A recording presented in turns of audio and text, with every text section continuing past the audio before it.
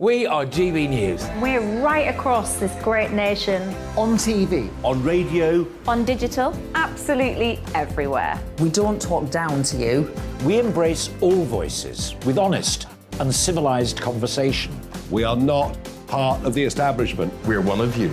And we're only getting started. Join us on GB News, The People's Channel. Britain's news channel.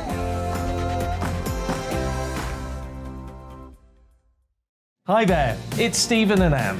At breakfast from 6 a.m, you'll always be caught up with everything you need to know, the latest headlines, opinions and debates. We'll bring you the good news and the bad, but most of all, we're here for you. Remember, send in your views and let us know what you would like us to talk about. That's because we're your news channel. And every morning at 6 a.m, it's breakfast on GB News. My name's Tom Harwood and join me 9:30 a.m. every weekday for The Briefing, your one-stop shop for everything you need to know about what's going on in politics today. I wonder if this is a deal that might need to be like the biscuits in this factory, twice baked. Is there not an opportunity here to win out against the extremes? Tom Harwood, GB News. What are you going to do about it? Things should have been done differently, and they certainly are being done differently. Don't miss it. The Briefing with me, Tom Harwood, 9:30 Monday to Friday on GB News. Where would you like to go? Just take me to the studio, please, mate. You know where you're going. I've got a show to do. Friday Night Feast on GB News, 7 p.m. And it's like nothing you've ever seen before. We take a different angle on the week's biggest news stories. The viewers and listeners set me some absolutely mad challenges to do. We tried to rehome a rescue dog. And yes, there's some other wacky stuff in there as well. I feel like I could take on the world. Well, that's that. Friday Night Feast with me, Patrick Christie's, every Friday, 7 till 9 p.m. on GB News. Be there.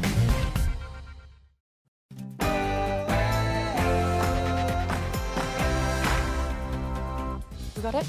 Good morning, welcome to The Point here on GB News. You're joined by Mercy Moroki, myself and Bev Turner again, and we've got a great show ahead for you.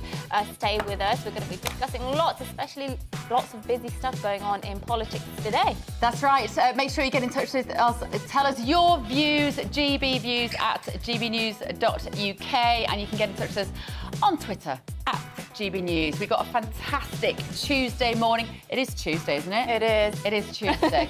First of all, though, here's all your news headlines.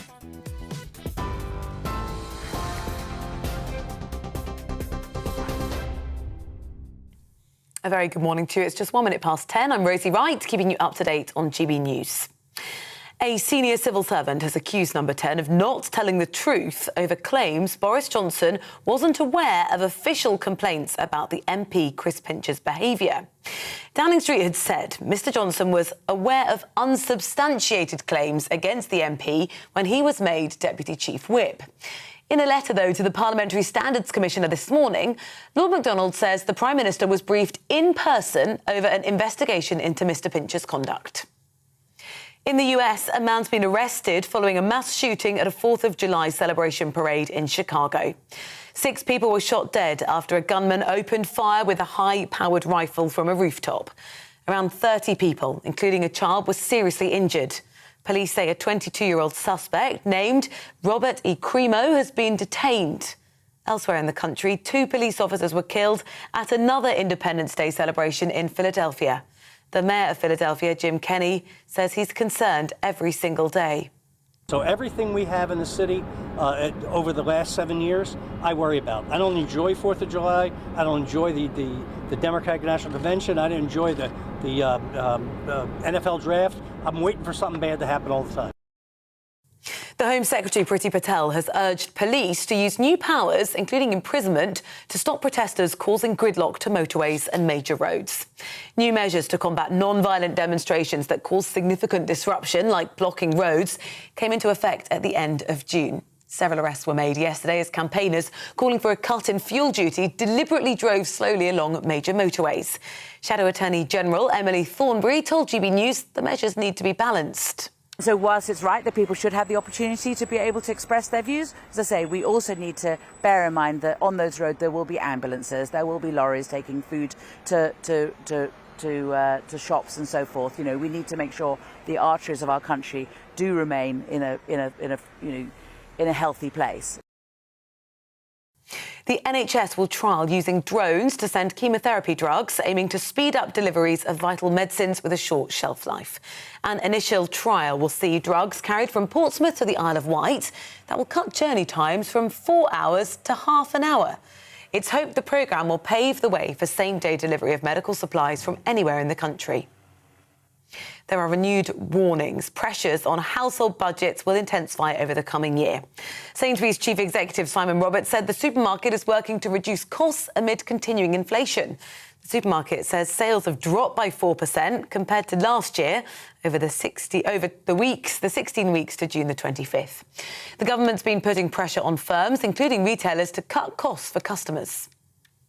The General Secretary of the RMT union has described the national rail dispute as the fight of a lifetime. RMT members have staged 3 national rail strikes over a dispute over pay, jobs and conditions which crippled services a fortnight ago. Mick Lynch said negotiations over these issues were the toughest the union had ever had to deal with. Applications to join the police force in Scotland have dropped by more than a half in the last year. There were just over 2,200 applications. That's down from more than 5,600 the previous year. Staff are currently in a pay dispute with Police Scotland. Since Friday, officers have not been starting shifts early or taking radio equipment home when their duty ends as part of the protest. A new fraud checker has been launched to combat online crime. It's aimed at helping users confirm whether a website is legitimate before using it. The tool is hosted on the Get Safe online website and uses an algorithm based on more than 40 data sources and malicious website reports. Crowds are expected to flock to Wimbledon to watch Cameron Norrie in his quarter-final match today. As Britain's last singles player standing, hopes are high for the 26-year-old. He says it's even more reason for everyone to get behind him. He'll be playing Belgium's David Goffin on centre court this afternoon. This is GB News, and I'll bring you more as it happens. Now let's head back to the point.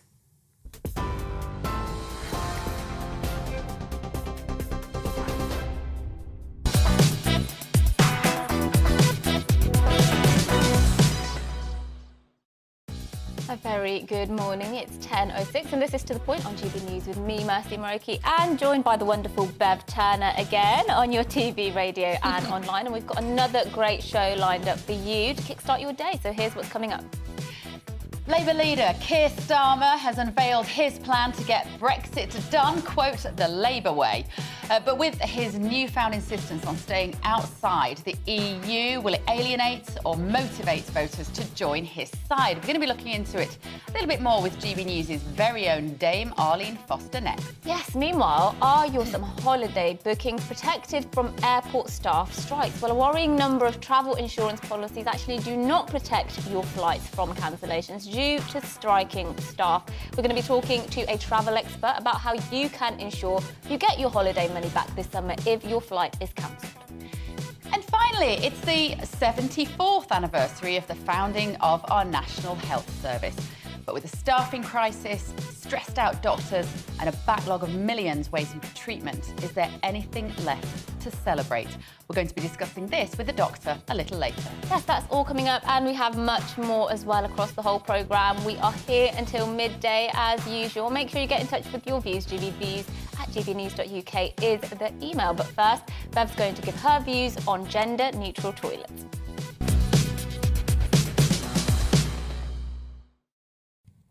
Now, headline of the day. MPs make sensible decision which benefits the majority of people. How rare is that?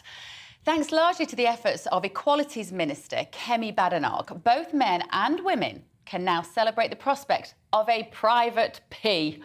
It is understood that plans have been quietly approved to prevent non-residential buildings, that's schools, hospitals, offices, etc., from being built without separate loos for men and women. It is a triumph over concerted efforts to halt the forced sharing of spaces, a trend driven by trans activists who point out that only providing boys or girls loos discriminate against their particular life journey.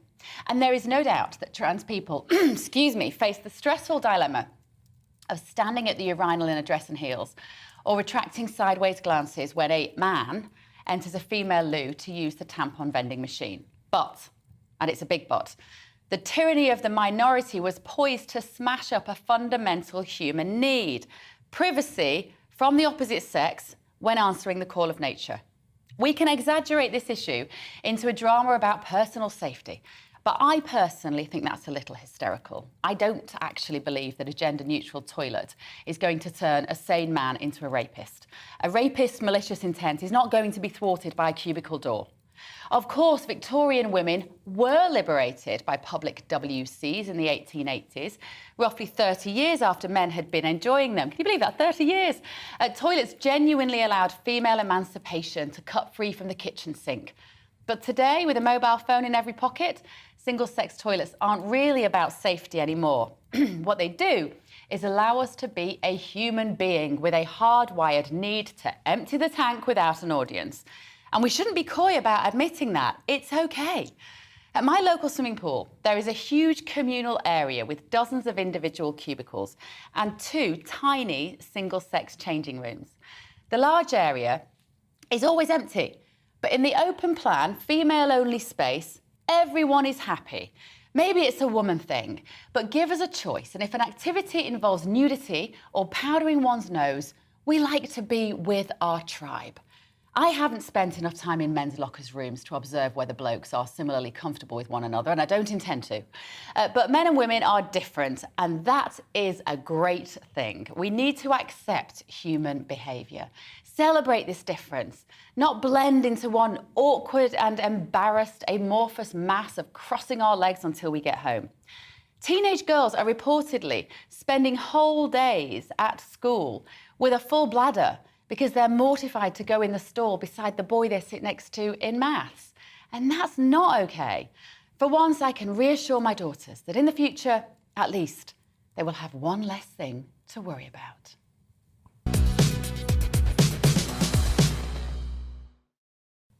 I'm actually horrified at something you just said there. That men and women are different. How dare you? I'm going to... I know, I'm old-fashioned. I'm going to report you for a crime hate incident thing, whatever it's called. But do you know what I mean, though? No, yeah, I completely agree with you. You know, look, people on the other side always say, oh, why are you so fussed about gender-neutral toilets? Everybody has a gender-neutral toilet in their home, don't they? You don't complain that, you know, there's no female and male toilets when you go around your friends. But there's a serious point to this, because I remember when my daughter was very young, and often you have to go to the toilet to change a nappy or to, you know, do something, sort them out. And I don't want to see some big hairy man standing there as I'm trying to, you know, sort my daughter out. And often also toilets have a bit of a social aspect as well, don't they? Everybody knows you love a good chat or a good cry in the toilet when you go out with your girlfriends. Why would I want to see a man loitering around? Sorry, I just simply don't. No, I don't. And I think, like I said, it's about our fundamental human need to be private when doing our private business. And that can just mean private with other women.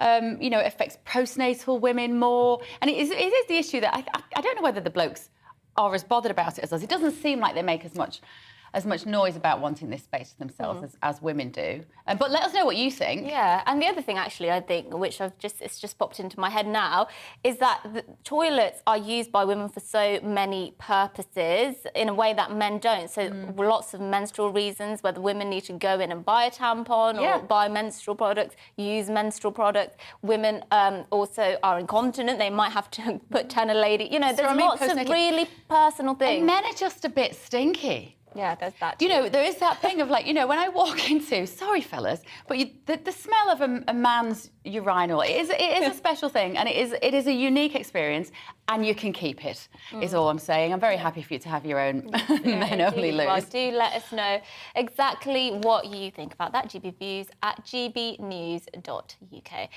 But last night, Labour leader Sir Keir Starmer promised that his party would endeavour to make Brexit happen.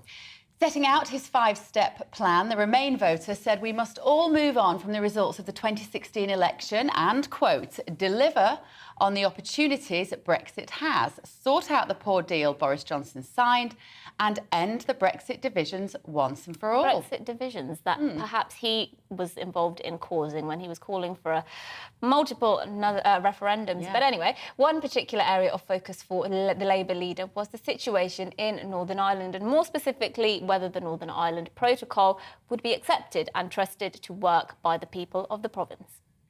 Now, just a few weeks ago, as Adrian said, I had the great pleasure of being in Dublin and in Belfast, where I worked for many years. I was struck by the fact that businesses there are clear. They can make the protocol work. The solutions are there. They've listed them.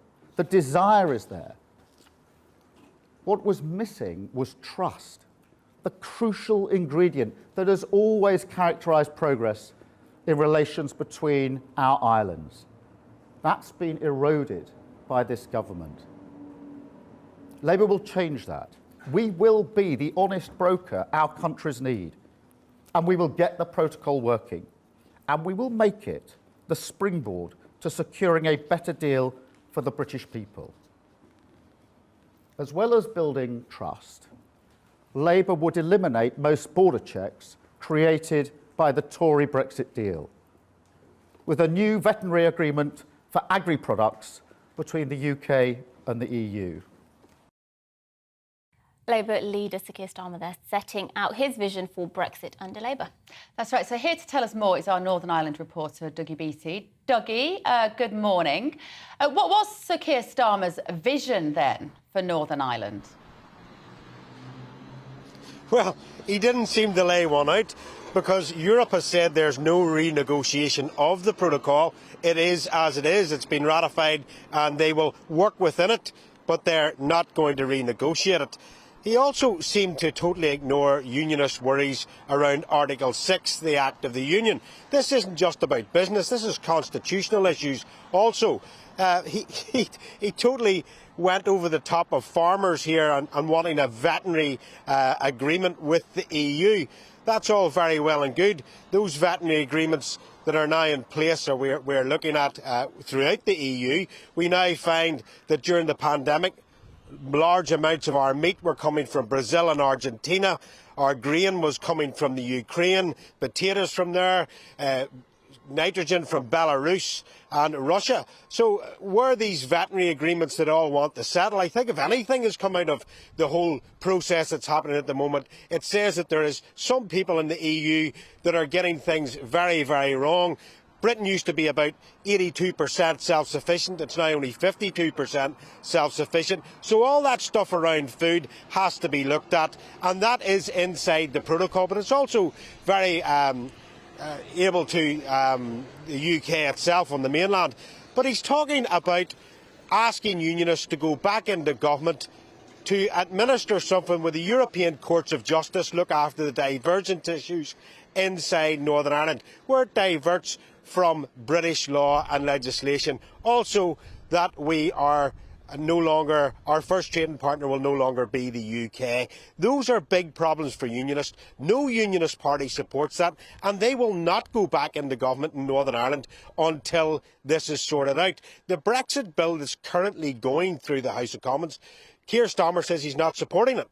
So he will have no faith and no trust, the very thing that he talks about inside unionism here in Northern Ireland. There's also lots of businesses that he's not talking about that can't make this work because they get their raw products from Great Britain, and that's coming across. You've got to remember that 70% of the goods that come and go are traded between the UK and Northern Ireland, and the lack of choice here now is pushing prices up for the consumers in this very, very sad time when cost of living is rising so much. Yeah, very distressing indeed, Dougie. Thank you there for bringing us that. Now we can be joined by our very own GB News presenter and former First Minister of Northern Ireland, Dame Arlene Foster, who joins us now down the line. Good morning, Arlene. I just wondered if you could help me with something. Labour Party have tweeted about 14 hours ago this plan to make Brexit work, they say, and the top of that list just says sort out the Northern Ireland Protocol. Now, what on earth does that mean? Do you know? Well, good morning to both of you. The first thing I want to say is that optics matter, particularly in Northern Ireland. And yesterday, this speech was given in the Irish Embassy, and I was just listening at the top of the programme. You had a little clip of Sir Keir Starmer making his opening comments, and he says, "Thank you, Adrian. You will remember, Adrian, Adrian O'Neill, who he's referring to, is the Irish ambassador to the Court of St James, in other words, to the United Kingdom. So he's making this speech in the Irish Embassy in London, and I think that that will not be lost on unionists right across the United Kingdom. And of course, it's not the first time that we've noticed that optics matter, because when he came over to Dublin, something which he referenced, he went to the Republic of Ireland first before he actually came to Northern Ireland, which again was noticed by unionists. He then, as you rightly say, goes on to say in his speech last evening that he's going to fix the Northern Ireland Protocol. Well, what does he think the government's been trying to do for this past 18 months? That is what they've been trying to do with the European Union. Of course, the European Union are not looking for a new mandate to try and fix the protocol. They say, there it is.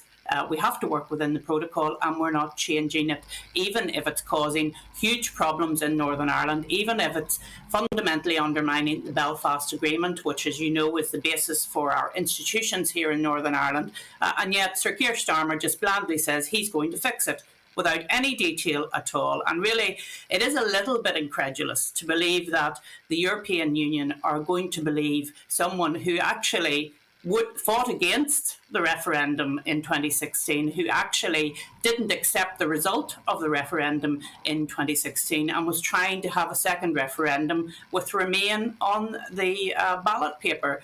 So it is all a little bit of virtue signalling, I think, Mercy, and very disappointing to see it happening. You know, I was interested to hear him use the word honest. You know, I am the honest broker. And I did wonder whether he's using this opportunity, I'd love to know your thoughts on this, whether he's used this opportunity to basically cast himself in a favourable light without having the interests of Northern Ireland at the heart of what he's saying. Is that your reading of it? Yeah, he wants to portray himself as the honest broker. He wants to portray himself as the lawyer. He always references the fact that he's a lawyer in his speeches, and he did again last night. You know, I'm a lawyer, so I'm going to set out in detail what I mean, and then doesn't set out in detail what he means. We've all worked with lawyers like that, though, right? That's a typical lawyer. Well, should I now declare that I was a lawyer as well? Maybe I shouldn't. But I do think that this is a lot of bland slogans. He isn't going to be able to fix the Northern Ireland Protocol unless he's strong with the European Union. And of course, what he has actually done by this speech is weakened the government's hand, because the European Union are looking to Labour and saying, OK, Labour is far more Europhile than the Conservative Party. If they get in the next election, maybe we'll be able to keep the protocol as it is. And therefore, they will hang out for that, even though the government has set out in very clear terms what they need to see happening in the command paper from last July. That was ignored, and that meant that the government had to take action with the bill that's currently going through the House of Commons. So I can't see how he's going to fix, as he says, the Northern Ireland Protocol unless he's going to take an even harder stance than the government is taking now. If you could wave your magic political wand, Arlene, what would this situation look like tomorrow morning? Well, first of all, we wouldn't have checks within our own sovereign territory of the United Kingdom. Goods would be able to travel between Great Britain and Northern Ireland without customs checks. I think that that's what people expect when they live within a territory. If there are goods that then have to go into the Republic of Ireland that come through Northern Ireland from Great Britain, then those goods can be checked. As you will both know, alternative arrangements were put forward during the negotiations. They were dismissed, not just by the European Union, but by many Remainers. And in actual fact, many of those alternative arrangements are now coming back again. And those unicorn solutions, as they were called, would have actually solved a lot of the problems that we have to deal with here in Northern Ireland. But can I just say as well, Dougie's right about this point, and I was listening to him. This isn't just about businesses and what works for a certain section of businesses. And I'm quite sure the businesses that Sir Keir Starmer met were handpicked when he came to Belfast. I think it's also about the Belfast Agreement. And he did not mention the Belfast Agreement in his speech last night at all, even though Tony Blair said very clearly that the protocol is currently undermining that very Belfast Agreement. OK. All right. Thank you so much, Dame Marlene Foster there, better known as GB News presenter, joining us to shed a bit of light on it. It's such an intractable situation, isn't it? I'm not having, Sakir Starmer, with all due respect to the man, lecture me about, divisions caused by Brexit. He was one of the architects of those divisions. He's voted several times, dozens of times, against Brexit legislation. He wanted to have a second referendum. He was at the centre of many of those divisions caused by Brexit. So, it's a bit rich of him to be saying this now. But anyway, that's my view. What is yours? GB Views at gbnews.uk. But next up, we're going to be talking about travel, because there has been, I'm sure you've seen, lots of disruption at airports and indeed in train stations and everywhere else. So we're going to be speaking to an expert, seeing whether you are entitled to a refund if your plane is cancelled because of strikes. Join us there.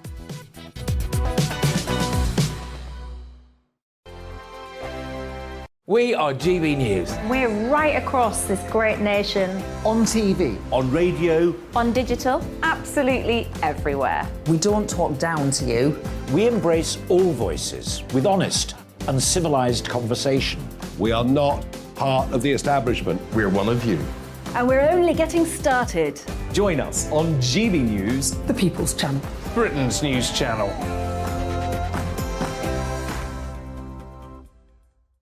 Hi there, it's Stephen and Anne.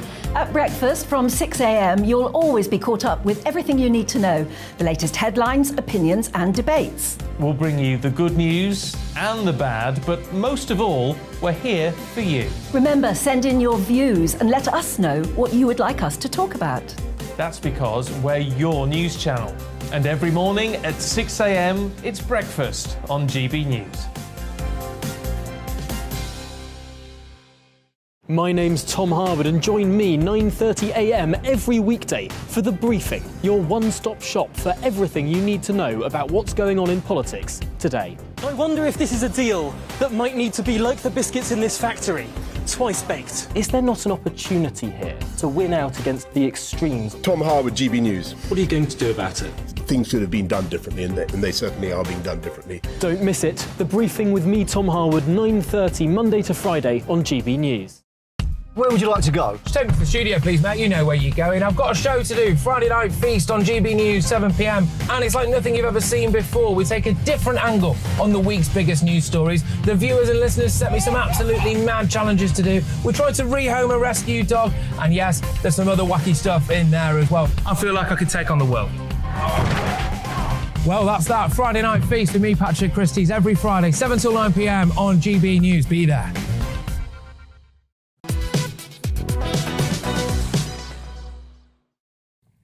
It is 10:26. This is To The Point with me, Bev Turner, and Mercy Moroki on GB News. We are live, of course, on your TV. You know that if you're watching us.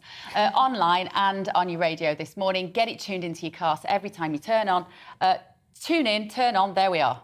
You know what I mean? Yeah, I know what you mean. We're very summary today, aren't we, as well? We didn't match intentionally. We didn't intend this. You've got big flowers, I have little flowers. Yeah, exactly. And talking of summary, you might be looking to go on your summer holiday soon, but sadly it's going to be a summer of disruptions this year, it looks like, as an increasing number of industries pledge to take some form of strike action, such as the postal service, railway workers, we've already seen that, we've already seen barristers as well, and of course the latest airport staff. But with this summer also hailing the first travel restriction-free summer since 2019, thousands of Brits are looking to finally go abroad. So how will strikes impact your holiday plans?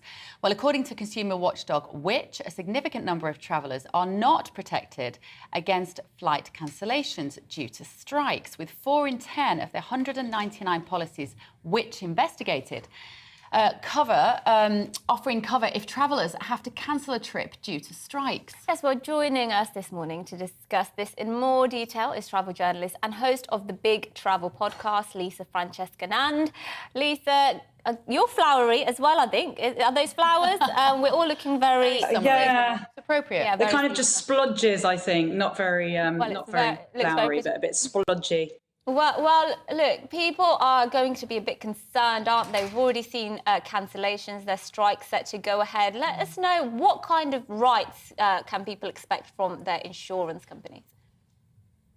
Yeah, well, that's an interesting survey by Which, and I don't think any of us who have ever dealt with insurers or tried to get insurance will be surprised about that. And it's true that you're not always going to be protected by your insurer, your travel insurer, for strike action. However, in terms of strike action, you should be protected by the airline, and the airline do have to either get you onto an alternative flight, or if that doesn't work for you or for them, give you a full refund. So you would be protected. You might also be entitled to compensation if the cancellation is within 14 days of your departure. So a lot of people forget to apply for compensation. Don't forget about that. If it's a last minute cancellation, which counts as less than 14 days, then you should be also entitled to compensation. So I don't think that's any surprise to any of us about insurance subject. It does always feel, doesn't it, like with insurance policies, there's some way that the insurance company will wriggle out of having to compensate you. So just to be really clear then, Lisa, so if there is a strike that affects your flight, first of all, do we know how much warning people are going to get? Is it going to be a case of getting to the airport and your plane is cancelled, or are they going to give us warning? And under those circumstances, I think what you're saying is you can get protection via the airline, but not your insurance company. Yeah, well, actually, some people might get it via their insurance company, but you might not actually need to because you've already got it from the airline. I think about 60% of insurers do cover against it. So once again, with insurance, again, it's reading that small print, isn't it? Which I don't do. I never do. I don't really know what I'm covered for. Hopefully the cancellations won't be at the last minute. That's what the cancellations that they're doing now in terms of not the strike action, but the fact that there's all these staff shortages as well. They're being preempted. So the July and August cancellations have been a lot by EasyJet and by British Airways. You should hopefully know by now if your flight has been cancelled. And the airlines are all saying that they should have got you onto another one as well. Of course, going onto another one is not always suitable for people in terms of their own personal organisational things. You know, you might have already booked onward journeys or time off work or that sort of thing. So it's not going to be convenient for everyone. But the airlines should hopefully by now not be doing that many last minute cancellations. And you should hopefully know by now if you've managed to get onto another flight as well. I'm still seeing people on my Twitter timeline basically saying they've turned up to the airport and it's cancelled. So it is a problem lots of people are facing. What's your advice, both for people who are about to book their summer holidays and things they should be looking out for to make sure they're protected, and for people who've already booked and are now thinking, oh my gosh, am I going to face a cancellation? What do you think they should check?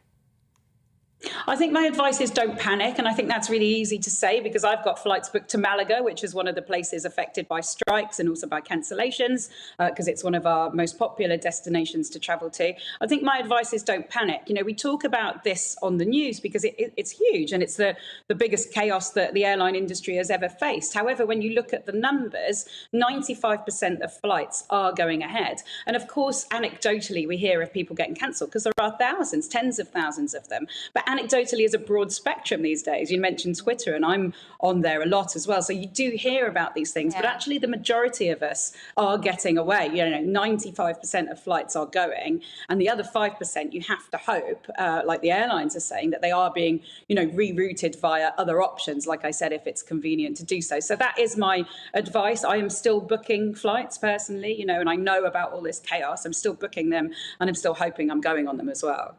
OK, super. Thank you. Lisa, Francesca Nand there, giving us some sort of reassurance about travelling this summer. Do you have any plans? No. When's the last time you went abroad? I feel like we're the hairdressers. Going away. When was the last time you went abroad? February 2020. Yes, I haven't. I can't be bothered. I mean, it's too much fun. I feel like that. I'd like Everybody knows that. Yeah, I'd like to. Well, let's get to some of your views. Jeff thinks, this is on gender-neutral toilets, men suffer lack of privacy all the time in toilets. It's a bit like a Two Ronnie sketch. He's bigger than me, but I'm bigger than him. Yes, I don't envy that. I've always thought that about you, Ryan. But Jeff, not everybody's a shower. Some men are growers, so, you know, I wouldn't use it as, you know, evidence of... Anyway, let's move on. Just to be clear, we're not just randomly talking about this. We're talking. If you just tuned in, welcome to Woman's Hour. We talk about whether. I won't re-quote what Mercy just said. We're talking about gender-neutral toilets, and I did a little monologue on it earlier. And you're doing a little monologue later, aren't you? About something more completely serious. different. Yeah. Yes. Right. We should move on. On that bombshell. Yeah, quite. Right, after the break, we're going to discuss the legacy of the National Health Service as it celebrates its 74th birthday today. But before that, a look at this morning's news.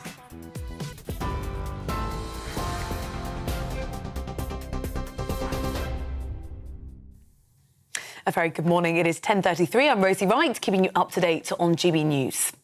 A senior civil servant has accused Number 10 of not telling the truth over claims Boris Johnson wasn't aware of official complaints about the MP Chris Pincher's behaviour.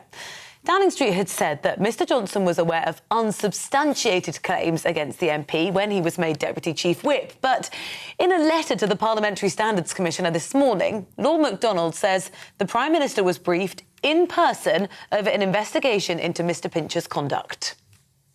In the US, a man's been arrested following a mass shooting at a 4th of July parade in Chicago. 6 people were shot dead after a gunman opened fire with a high-powered rifle from a rooftop. Around 30 people, including a child, were seriously injured. Police say a suspect, 22-year-old Robert El Crimo, has been detained. The Home Secretary, Priti Patel, has urged police to use new powers, including imprisonment, to stop protesters causing gridlock to motorways and major roads. New measures to combat non-violent demonstrations that cause significant disruption, like blocking roads, came into effect at the end of June. The Shadow Attorney General Emily Thornberry told GB News the measures need to be balanced. So whilst it's right that people should have the opportunity to be able to express their views, as I say, we also need to bear in mind that on those roads there will be ambulances, there will be lorries taking food to shops and so forth. You know, we need to make sure the arteries of our country do remain in a healthy place. Applications to join the police force in Scotland have dropped by more than half in the last year. There were just over 2,200 applications, down from more than 5,600 the previous year. Well, staff are currently in a pay dispute with Police Scotland. Since Friday, officers have not been starting their shifts early or taking radio equipment home when their duty ends as part of their protest. TV, online and DAB+ radio, this is GB News. Direct Bullion sponsors the Finance Report on GB News for gold and silver investment.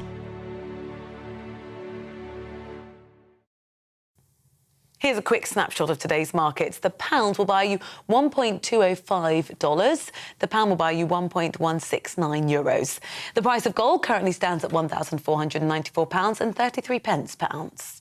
Direct Bullion sponsors the Finance Report on GB News, investments that matter.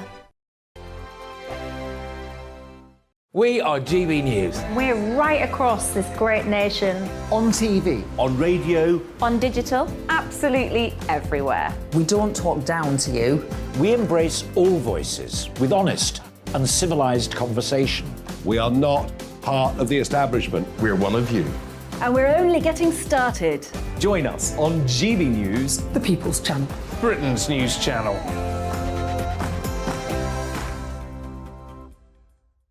Hi there, it's Stephen and Anne. At breakfast from 6 a.m, you'll always be caught up with everything you need to know, the latest headlines, opinions and debates. We'll bring you the good news and the bad, but most of all, we're here for you. Remember, send in your views and let us know what you would like us to talk about. That's because we're your news channel. And every morning at 6 a.m, it's breakfast on GB News. My name's Tom Harwood and join me 9:30 a.m. every weekday for The Briefing, your one-stop shop for everything you need to know about what's going on in politics today. I wonder if this is a deal that might need to be like the biscuits in this factory, twice baked. Is there not an opportunity here to win out against the extremes? Tom Harwood, GB News. What are you going to do about it? Things should have been done differently, and they certainly are being done differently. Don't miss it. The Briefing with me, Tom Harwood, 9:30 Monday to Friday on GB News. Where would you like to go? Just take me to the studio, please, Matt. You know where you're going. I've got a show to do. Friday Night Feast on GB News, 7 p.m. And it's like nothing you've ever seen before. We take a different angle on the week's biggest news stories. The viewers and listeners set me some absolutely mad challenges to do. We tried to rehome a rescue dog. And yes, there's some other wacky stuff in there as well. I feel like I could take on the world. Well, that's that. Friday Night Feast with me, Patrick Christie's, every Friday, 7 till 9. Good morning, it's 10:38 and this is To The Point with me, Mercy Moroki, and Bev Turner on GB News. We're live on your TV, online and radio this morning. Now, the long-awaited findings of a public inquiry into the fatal police shooting of an unarmed man during a foiled prison break will be published today. Yes, a 28-year-old Jermaine Baker died when he was shot by a Met marksman near Wood Green Crown Court on December the 11th, 2015. Our London reporter Alice Porter is here to tell us more about this. Alice, so tell us what exactly happened here. Well, Izzet Aaron was a member of a notorious gang called the Tottenham Boys, and he was being transported from Wormwood Scrubs to Wood Green Crown Court. And en route, he had arranged for 3 men in a stolen Audi to sort of intervene with this sort of police van and to sort of break him free. But it very much didn't go to plan. The car had been bugged by the police. They knew they were going to be there, and the police ended up confronting the 3 men. And Jermaine Baker was fatally shot. Now, crucially, they were unarmed. There was a fake Uzi gun that was sort of found in the car, but they were unarmed. Now, officers had been told that they'd be unable to get a gun, but that crucial information was not passed on to the firearms officers who were involved. Now, during this inquiry, the officer involved has been called W80 for anonymity, and he has said that he was convinced that they would be armed, they would fight their way out when challenged by armed police, and that he believed that Jermaine Baker was reaching for a gun. So that's very much his side of things. OK. I mean, Jermaine Baker, he was a proper wrong 'un, right? Even his mother has been out and she said, look, he deserved to go to prison for what he did, but he deserved to be able to come out again and to live the rest of his life. And that's her argument as his mother. He wasn't armed. He was doing something terrible to try and break out on his way to prison. She admits that. What are we going to see out of today, do you think? Do we have any idea what the conclusion of this might be? Well, I think this has probably been incredibly difficult for the family. As you said, I was actually just looking over what Margaret Smith has been saying during the inquiry. She was giving evidence, and it's important to stress this has been a very drawn-out process. I mean, he died 6.5 years ago. Initially, the Crown Prosecution Service said that charges wouldn't go against the officer. Then the Home Office intervened 2 years ago and said that because the police watchdog said that there could have been gross misconduct, so they wanted it to be investigated. This has been quite an ongoing process for the family. For them, very much, this has been a sort of fight for justice. And I think Margaret Smith, mother of Jermaine Baker, she's been at pains to sort of say, yes, he wasn't perfect, but to also say he was a father to 2 children, and sort of said there were aspects of his background that culminated in what we saw 6.5 years ago. This was her speaking at court just over a year ago. When I look at what happened that day, I see Jermaine being treated by the police officers in the same way as by the school teachers and others in his life. He wasn't seen as a human being whose life was unique and valuable.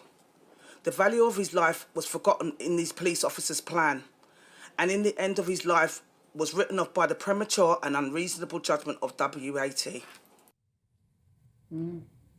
So that was Margaret Smith speaking there, the mother of Jermaine Baker. But I think it's important to stress this is kind of more than just about Jermaine Baker, and this is more than just the officer involved, because this inquiry has been looking at the procedures of the Met, how firearms officers are used, all the sort of practices that happen in place. It's beyond just this one officer. And this is also happening at a time when the Met is currently in special measures. So I think whatever the results that we're going to have today, and presumably there will be, as in any situation, some degree of criticism of the Met. The question is how much criticism there is at a very time when the Met is being scrutinised more than ever. I wonder, look, obviously it's completely regrettable that this happened. It shouldn't have happened, and I don't know, obviously, all the full details of everything that took place.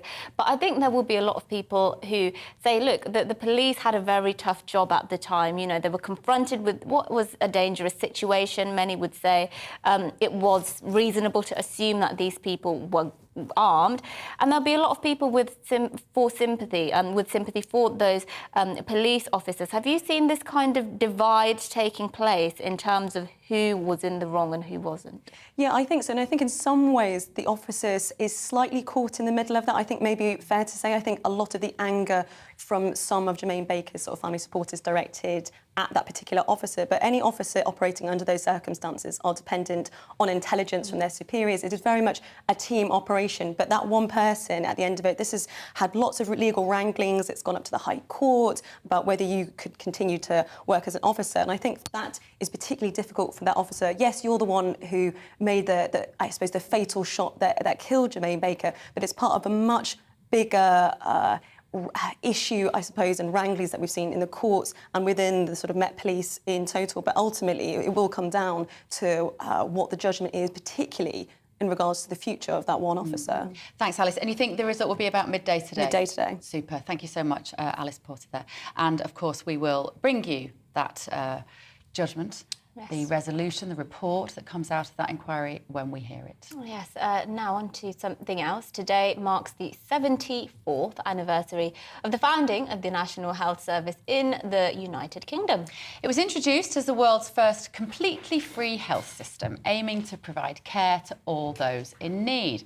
But today, with more than 6 million people in need of hospital treatment but unable to get it, instead waiting on the NHS list, is it still living up to those expectations set in 1948? Yes, well, Dr. Mike Smith is a GP with the NHS and joins us now. Good morning, Dr. Mike. You know, you forget, I think, that when the NHS was set up, it was revolutionary at the time and nobody would have been against it in this country at that time. But it has become a very contentious issue, hasn't it? Are people right to be wary about the future of the NHS? I'm wary about the future of the NHS, so I don't blame patients for being wary about the NHS future. You know, it's look, I think that I've still got patients who are old enough who were around when the NHS was founded. And you're right, you said it just there. It was such a wonderful privilege to all of a sudden have universal health care.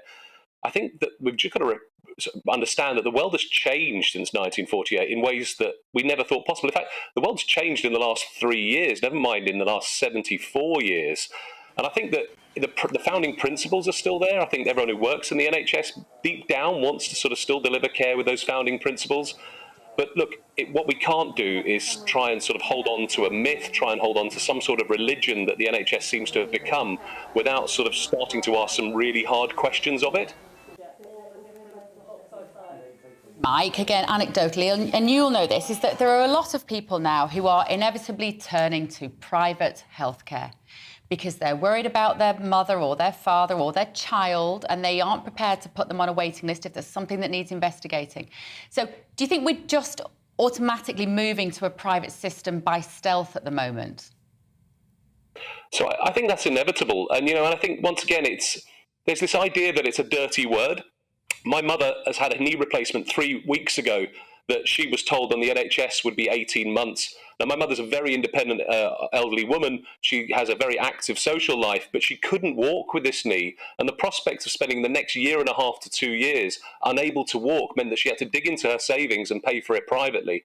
Now, once again, I feel very aggrieved that my mum, a nurse, 40 years in the NHS, you know, not a great deal of money in her pension in order to pay for it, had to dig in and do it. But once again, it's a harsh reality. I think what we probably need to look at is what the NHS is prepared to pay for and what the NHS isn't prepared to pay for. And that's going to be a really difficult conversation. And part of that conversation is inevitably we're going to be moving more and more towards more people looking to the private sector. Even in my own industry as a general practitioner, I see a lot of my patients who can't get an appointment with me in the way that they want to. And I really regret that. There is not enough of me and my colleagues, and they go to the private sector to try and look for an alternative opinion. And I'm supporting that if they can. It worries me that people have to pay for it, and that is against the founding principle of the NHS, but it's a harsh reality, isn't it? Let's talk about wastage in general. First of all, a wastage of time, because I'm sure as a GP, you see a lot of people just not turning up to appointments that could very well be going to somebody who needs it. There's wastage across the NHS in terms of resources. And despite so much money being pumped into the organisation, that never seems to be enough.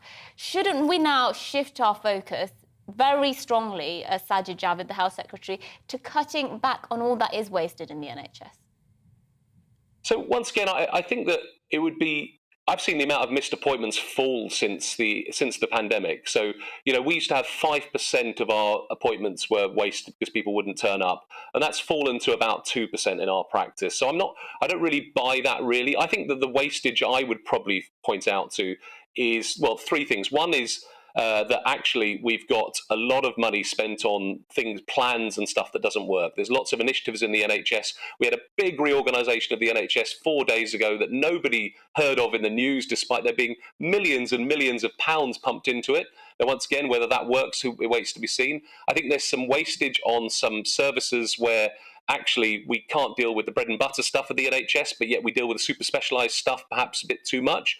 But then I think there's a probably, and one thing I've seen is that, and maybe it's just the way people are feeling at the moment, is there's a lot of people presenting to me with stuff that actually is just life, and they're finding life tough. And I really hate the fact they're finding life tough, but it isn't a medical problem. So I think there's a wastage on what people access healthcare for as well. And I think we probably need to just look at this in the round and say, actually, let's focus on giving a core service, the bread and butter service. Let's get more doctors and nurses in, because, we're still nearly 10,000 GPs short in this country. And what we're doing, instead of getting more GPs, we're getting more people who aren't GPs to try and do the role of a GP.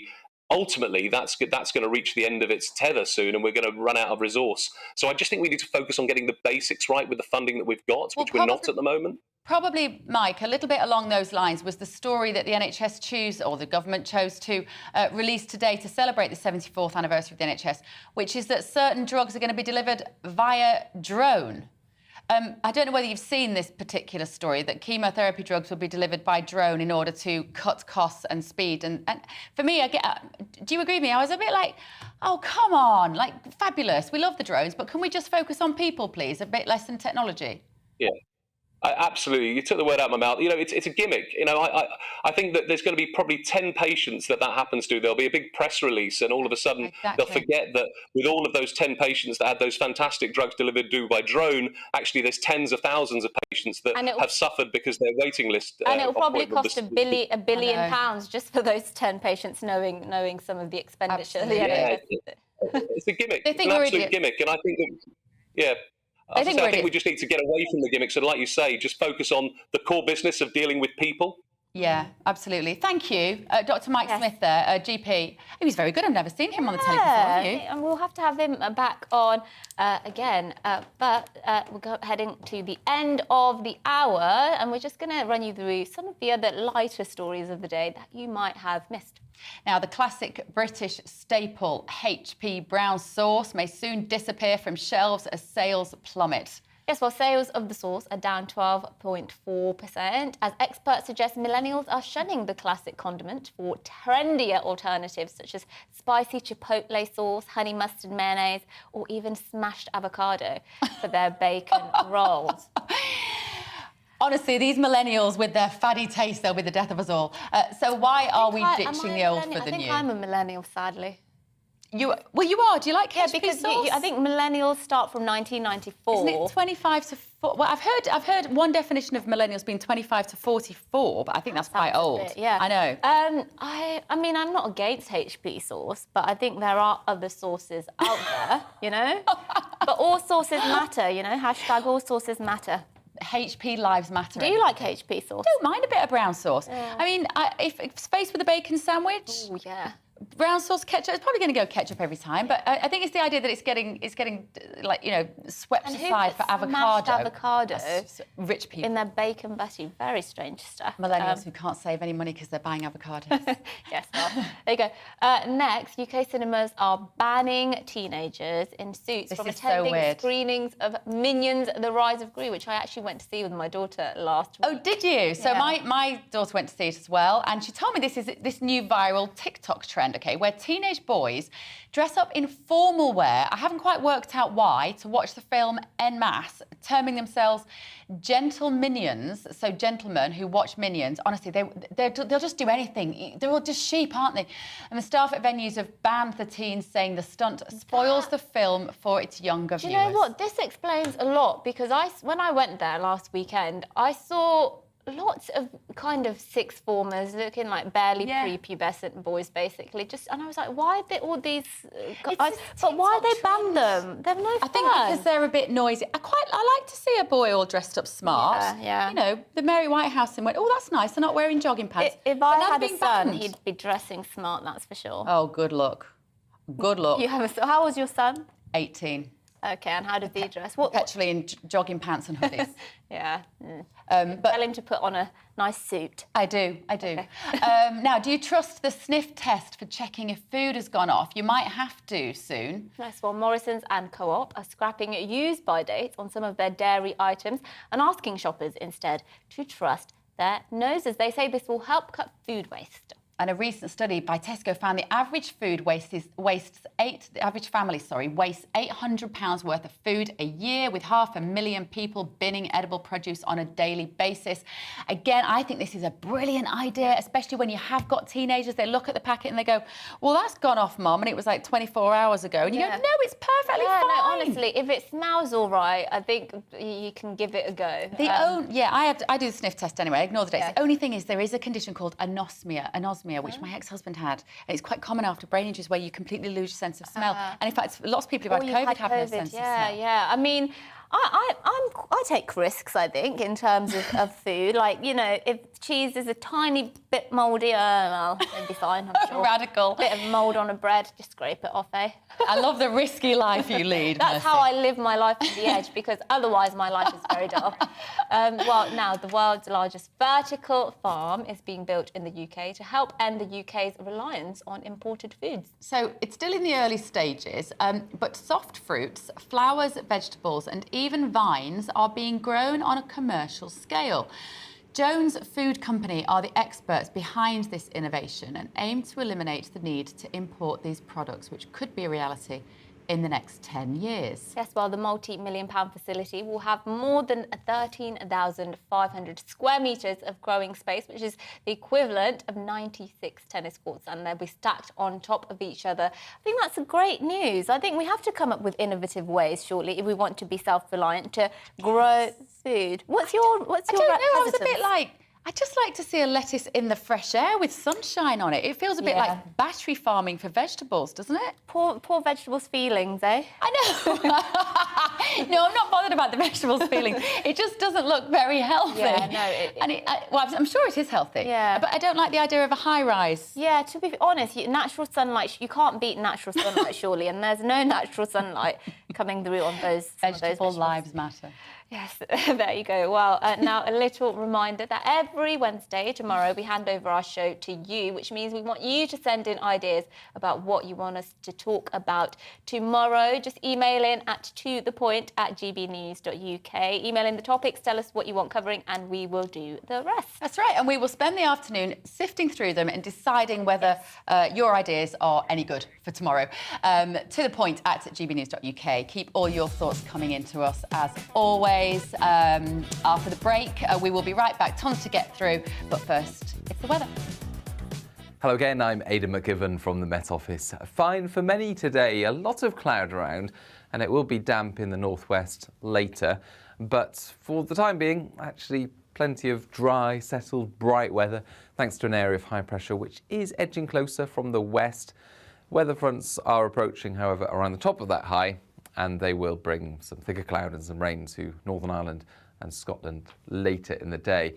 But for the time being, the thickest cloud actually is across Wales, the Midlands, East Anglia, and that's sinking south into southern parts of England, along with a few outbreaks of rain in places, 1 or 2 showers disappearing from northeast Scotland. And it's across central and eastern Scotland, northern England where we'll see the best of the sunny spells. 18 to 20 Celsius in the north, 22, 23 Celsius for southern areas. But for many, it's a cool-ish day, and then it turns increasingly damp for Scotland, and there'll be some thicker cloud and some drizzle for Northern Ireland as well. Rain spilling into northern England, North Wales as well overnight, and the wind picking up. So with the breeze and the increasing cloud for most, it's a mild night. Stays clear in the southeast, and here it's a sunny start to the day. There'll be a warmer start compared to this morning, but for many it's a cloudy day, and it will be breezy in the north with the wind gusting over hills and around coasts.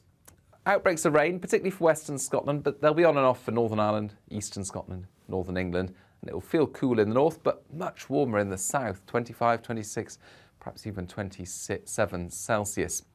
And then we continue to see the breeze and those outbreaks of rain push through Scotland and parts of Northern Ireland overnight. But eventually the rain eases away. And Thursday's a drier day for many, with plenty of sunshine, particularly in the south. Friday, Saturday look increasingly sunny across the country and warmer.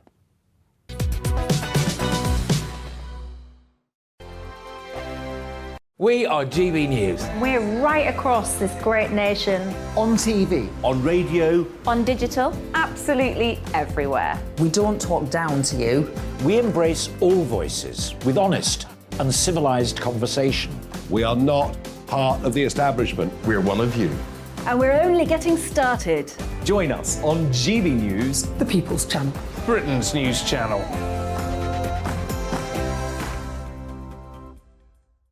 Hi there, it's Stephen and Anne. At breakfast from 6 a.m, you'll always be caught up with everything you need to know, the latest headlines, opinions and debates. We'll bring you the good news and the bad, but most of all, we're here for you. Remember, send in your views and let us know what you would like us to talk about. That's because we're your news channel. And every morning at 6 a.m, it's breakfast on GB News. My name's Tom Harwood and join me 9:30 a.m. every weekday for The Briefing, your one-stop shop for everything you need to know about what's going on in politics today. I wonder if this is a deal that might need to be like the biscuits in this factory, twice baked. Is there not an opportunity here to win out against the extremes? Tom Harwood, GB News. What are you going to do about it? Things should have been done differently, and they certainly are being done differently. Don't miss it. The Briefing with me, Tom Harwood, 9:30 Monday to Friday on GB News. Where would you like to go? Just take me to the studio, please, Matt. You know where you're going. I've got a show to do. Friday Night Feast on GB News, 7 p.m. And it's like nothing you've ever seen before. We take a different angle on the week's biggest news stories. The viewers and listeners set me some absolutely mad challenges to do. We tried to rehome a rescue dog. And yes, there's some other wacky stuff in there as well. I feel like I could take on the world. Well, that's that. Friday Night Feast with me, Patrick Christie's, every Friday, 7 till 9 p.m. on GB News. Be there.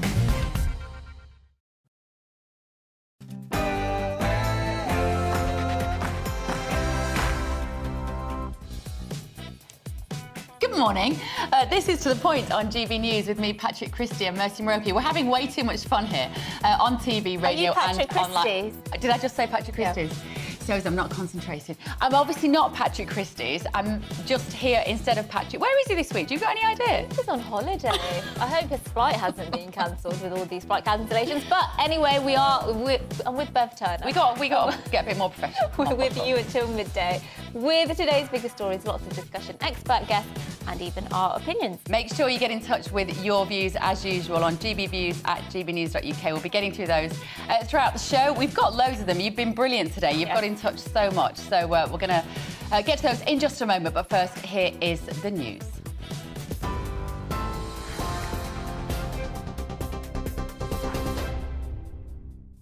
Good morning, it's 1 minute past 11. I'm Rosie Wright, keeping you up to date on GB News. A senior civil servant has accused Number 10 of not telling the truth over claims that Boris Johnson wasn't aware of official complaints about Chris Pincher's behaviour. Downing Street had said Mr Johnson was aware of unsubstantiated claims against the MP when he was made Deputy Chief Whip. But in a letter to the Parliamentary Standards Commissioner this morning, Lord MacDonald says the Prime Minister was briefed in person over an investigation into Mr Pincher's conduct. In the US now, and a man's been arrested following a mass shooting at a 4th of July celebration parade in Chicago. 6 people were shot dead after a gunman opened fire with a high-powered rifle from a rooftop. Around 30 people, including a child, were seriously injured.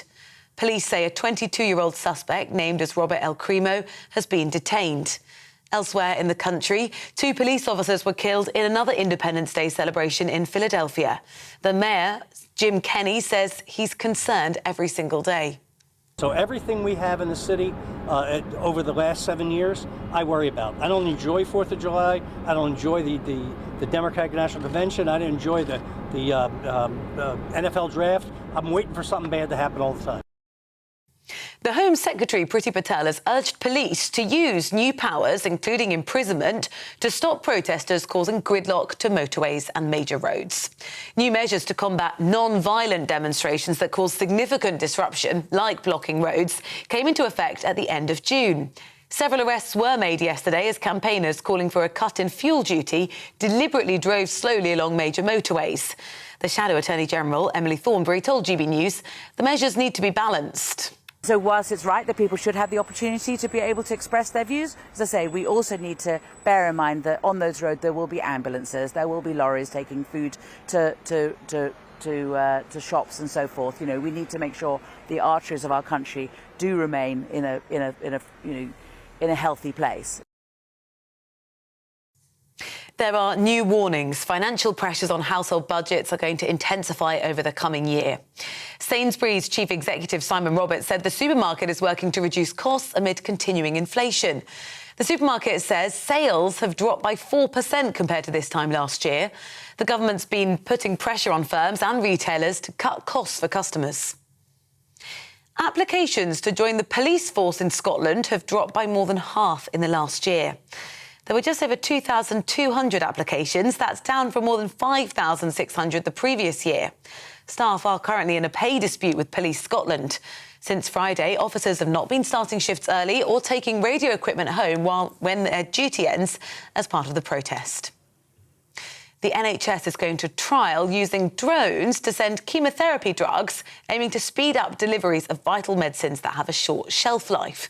An initial trial is going to see drugs carried from Portsmouth to the Isle of Wight, cutting journey times from 4 hours to half an hour. It's hoped the programme is going to pave the way for same-day deliveries of medical supplies from anywhere in the country. 6 people have been charged over invading the circuit at the Formula 1 British Grand Prix over the weekend. Northamptonshire Police says the group, aged between 21 and 46, have all been charged with conspiracy to cause public nuisance. They sat down on the track at Silverstone on Sunday after the race had to be stopped when one of the drivers had crashed. All 6 will appear in Northampton Magistrates Court this morning. Italy has declared a state of emergency as the north of the country suffers its worst drought in 70 years. The Po River stretches more than 400 miles, but many parts of its waterway have run dry. The Italian government have imposed emergency measures like water rationing for homes and businesses. Crowds are expected today to flock to Wimbledon to watch Cameron Norrie in his quarter-final match.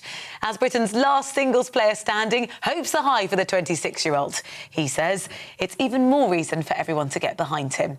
Well, he's going to be playing Belgium's David Goffin on centre court this afternoon, and I'm sure we'll bring you the results here. This is GB News. I'll bring you more as it happens. Now let's head back to the point.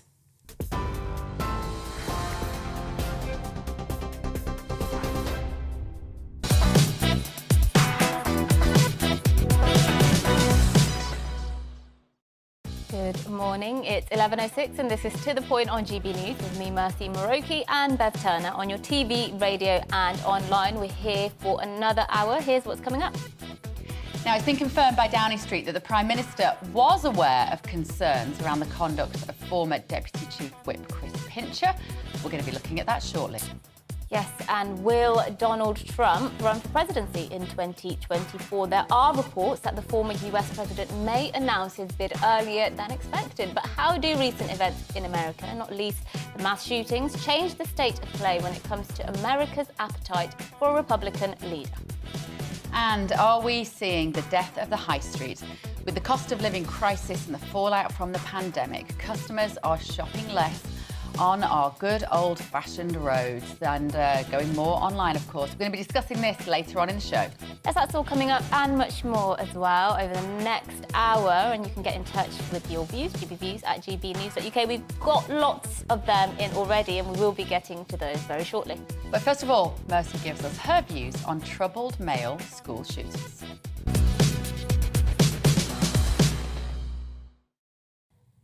Mass shootings have sadly become part and parcel of American life.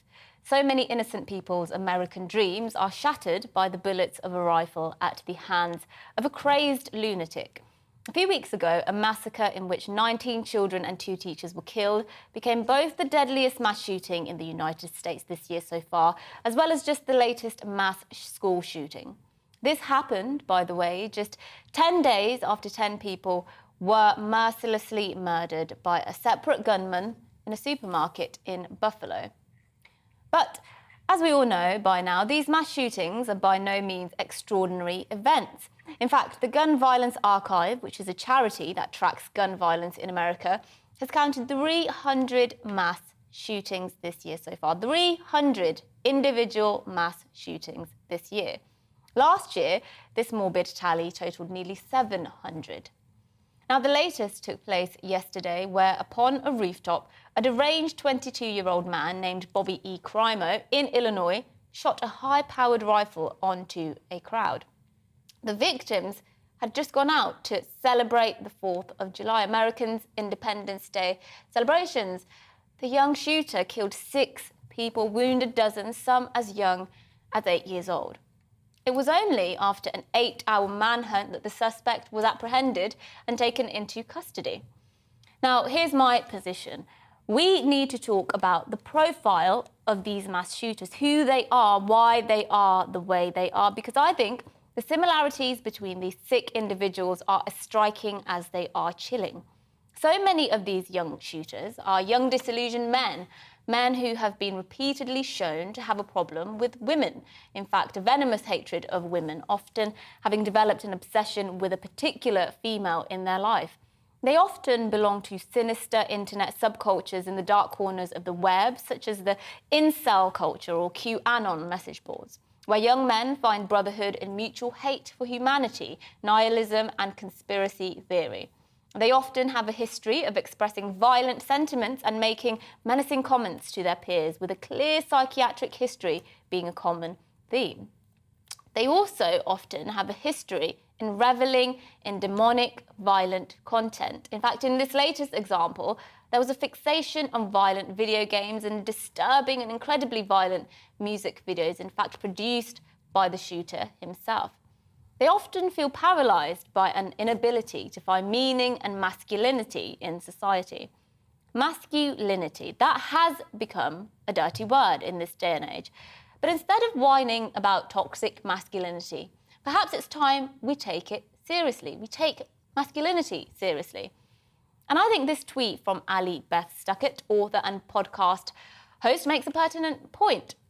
She says there's nothing more dangerous than a man with nothing to do and no one to live for. This has been true in every place for all of time.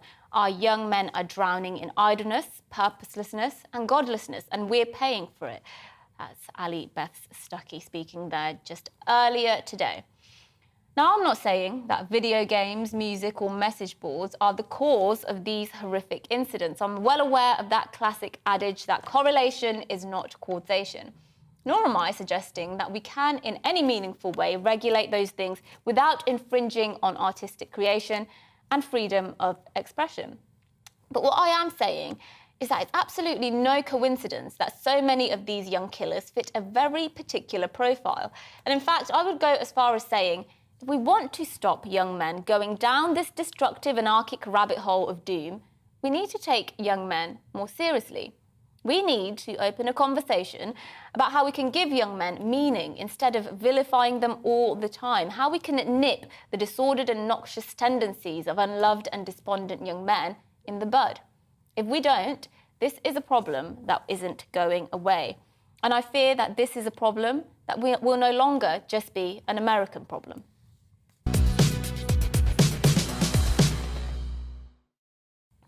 Completely agree with you. Yeah, you're right. There is a problem with what we do with young men, and I feel like we spent a lot of time talking about this.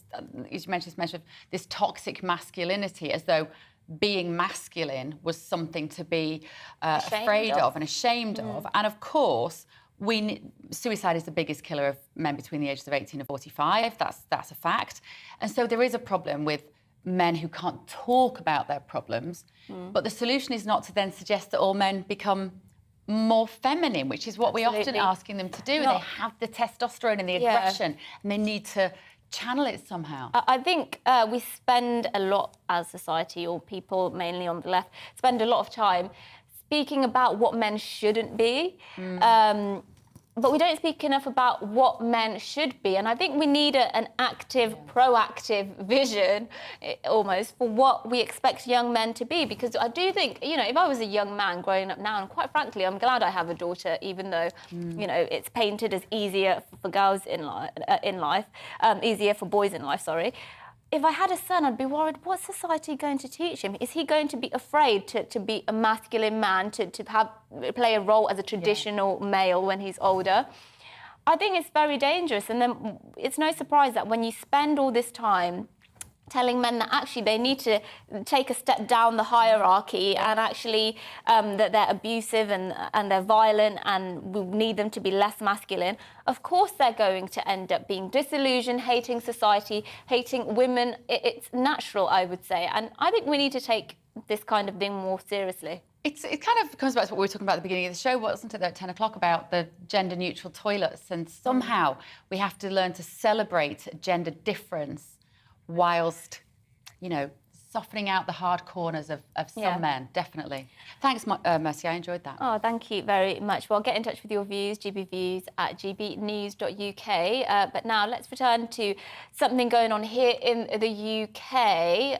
The Deputy Chief Whip, Chris Pincher, resigned, of course, and the latest news is that the Prime Minister was aware of concerns around his conduct. Our political editor, Darren McCaffrey, sat down with former Conservative MP Neil Parish, who was accused of watching pornography in the Commons. You'll be very familiar with that story. And Parish shared his thoughts on Pincher's resignation. Let's take a look. Well, the Prime Minister should have removed the whip from Chris Pincher earlier? Immediately. That's the bit that I have, because you see, the whip was removed from me before, I believe. I don't think there ever were any formal complaints made against me. What the Chief Whip had is the world's media, like I did, barking at him, and so he got frightened and he took the whip straight away from me, and then afterwards gave me no help whatsoever. And you see, this duty of care is what I really do feel strongly about this, because I want them to learn from what they did to me and not to do it to others. Because, you see, I had a good political career for over, 20-odd years, but I'd always been able, like European Parliament, I'd always been able to keep my farm and my family separate. And all of a sudden, they are in your space. They're shouting abuse at you outside the door. And so I couldn't cope with it, really. But I had no help. So, you see, the party does need to not only use you when you're useful, but they can't. I wasn't a criminal. I was stupid. But you see, the Chief Whip treated me as though I'd committed murder. And then part of the regime that took the whip away from me was Christopher Pincher. Well, I mean, I'm not going to comment on his behaviour, but I just ask people listening to this to make a judgment who was worse. Hang on a minute. So was Neil Parish there basically saying I was an idiot, but poor me, but he was worse than me? For me, it sounded a bit whiny, I have to say. He sounds a bit like he wants sympathy. And look, the man, has admitted that he did encounter some pornographic material, which he says was accidental. He says he was looking at tractors, of course, because, we've all made that famous mistake of accidentally stumbling on porn when we're looking for tractors. But I just don't think he's getting the tone right here at all. I think he's misread the room quite a lot. OK, so let's speak to David Wooding now, political editor at The Sun on Sunday. Good morning, David. Thank you for joining us. Good morning. What was your take on Neil Parish's attitude there? Is that what he's doing? He's saying, well, I wasn't perfect, but I wasn't as bad as that bloke. Well, I didn't feel any particular sympathy for him, but I think he made some accurate remarks, some fair points, but I don't think really it was for him to say it. It's for somebody like you and me or political commentators or his colleagues to say it.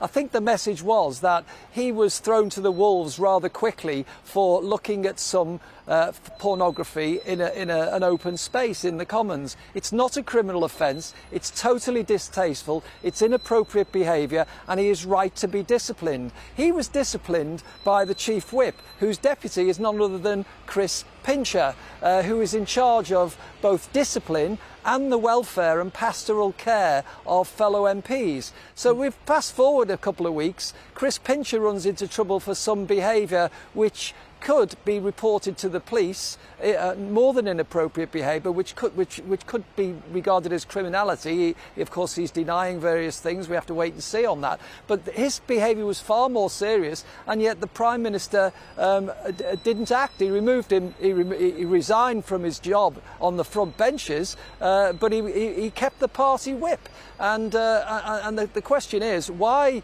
was Neil Parish treated so swiftly and decisively, but Chris Pincher wasn't? Well, it is a very good question. Do you have an answer for that, David? What's your speculation? Well, some people in Westminster behind me here are saying Chris Pincher is a loyalist to the Prime Minister. Now, it may well be that is the case and that was taken into account. It could equally be that there's a bit of a shambles going on in number 10 and they didn't react quickly enough. They didn't see the danger signs. And then, of course, we have this explosive letter today from Lord MacDonald, who says that the Prime Minister did know when number 10 were telling us he didn't know about the past behaviour of Chris Pincher. Well, I, for one, knew the minute he resigned. I thought, oh, he was in trouble back in 2017 for inappropriate behaviour with an Olympic rower and who was a Conservative Party official. There have been all sorts of rumours about him. The Prime Minister is alleged to have said Pincher by name, Pincher by nature, and still given him a job. Well, Theresa May gave him a job too, for goodness sake, in the Foreign Office. If we know about these things, then surely the people around the Prime Minister know about it, unless they are not telling him what's going on. So, you know what, David? People on the outside, like us, who aren't in Westminster every day, we're looking at politicians and we're asking, where are all the good people? Where are there? Can you reassure us, as the political editor at The Sun on Sunday, are there some good and decent people working in politics? Well, I have to be honest, there are. There are loads of really hard-working MPs in there who probably don't get in the papers every day or on the TV because they just get on with their job and they do a great service for their constituents. We mustn't, as in the expenses scandal and indeed as in the phone hacking scandal involving journalists, we mustn't think that everybody is like that. But there does at the moment seem to be a disproportionately large number of MPs, of all parties I have to say, who are running into trouble with the law. I was likening this to a colleague to the dying days of John Major in the mid-1990s, the sleaze scandal we talked about. Every 5 minutes there was a story coming out about an MP. In those days, though, it was all about extramarital affairs at a time when the Prime Minister was trying to get back to family values. Now it's a lot more serious than that, and it seems to be engulfing this government. And if they're focusing on dealing with these crises all the time, how can they get on with delivering a good Brexit, with levelling up, the cost of living crisis, the war in Ukraine, all the other issues that are top of the political agenda? Because if every minute they're dealing with a crisis like this, trying to get their story right, then it really is bad for the country. Can I just ask you, David, though, as a senior journalist as well, do you find it frustrating when you sit down at your desk to write some copy and you're faced with another sleaze scandal when what you want to write about are those political policy issues, the social issues which are affecting people? Can you maybe just ignore it, please, and just write about the stuff we want to read about? Well, yes, but I mean, I don't know what our readers or your viewers would think if we allowed Chris Pincher to carry on behaving in that way and didn't report it. I think the public has a right to know about these things. We write what happens. We're here to cover things. I mean, some people say when there's a terrorist attack, you shouldn't report it because it gives publicity to terrorists. Well, of course, nobody would like it if people were killed on the streets of Britain and that didn't get in the papers or on the television. And in the same breath, I would say to you that when MPs must behave, it's our duty to report it. However we want to write about the economy and other things, we have to cover all the stories. If you look at The Sun on Sunday last week, we had a two-page op-ed by the Prime Minister and the Chancellor of the Exchequer explaining how they're going to deal with the cost of living crisis. And on another page, we had the Chris Pincher issue. So you're getting both. OK, super. Thank you, David. David Wooding there, political editor at The Sun on Sunday. Wishful thinking of you, though, to think they'd rather be reporting on policy than sleaze. Well, he sort of said he'd quite like to, didn't he? But like he said, I mean, the can't sleaze sells ignore the it. papers, though, doesn't it? It sells. Sex sells, but there you go. After the break, former President Donald Trump will be right here in the studio, no he won't, has long hinted that he will launch another White House bid as he remains a dominant force in the Republican Party. We'll be speaking to an expert on his chances in the 2024 presidential race. But first, the weather.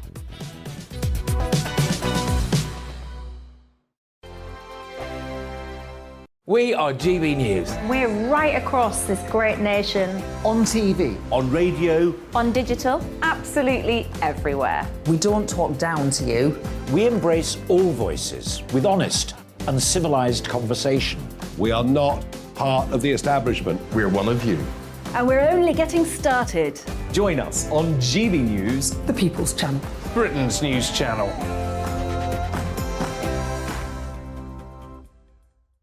Hi there, it's Stephen and Anne.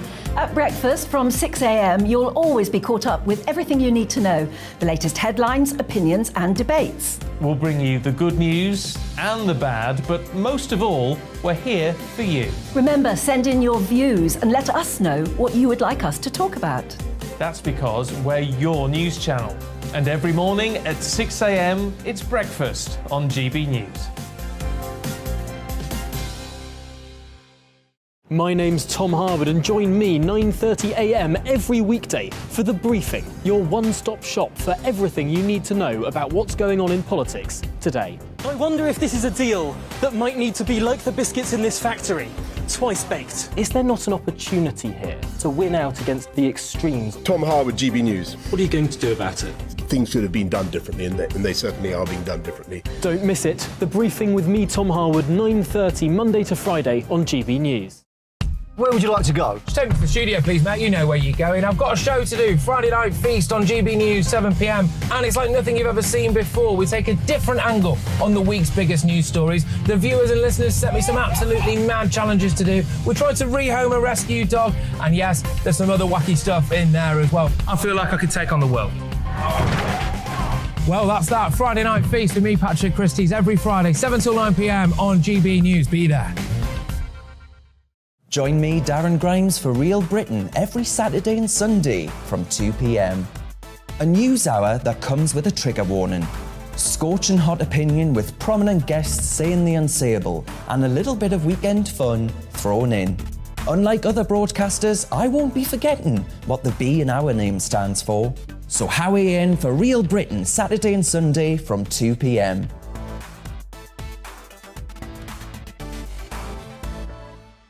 Hello, I'm Patrick Christie's. And I'm Mercy Moroki. Make sure that you join us Monday to Thursday, 10 a.m. until midday, right here on GB News for To The Point. We're not afraid to talk about the topics that matter to you or the big topics that always matter. We cover absolutely everything, from the breaking political stories of the day to law and order, what's going on in the channel. We're not afraid to hold people to account. We always make sure we include your views on our show. Indeed, if you're thinking it, you can guarantee that we're saying it. So make sure you join the conversation with us, 10 a.m. until midday, Monday to Thursday, for To The Point on GB News.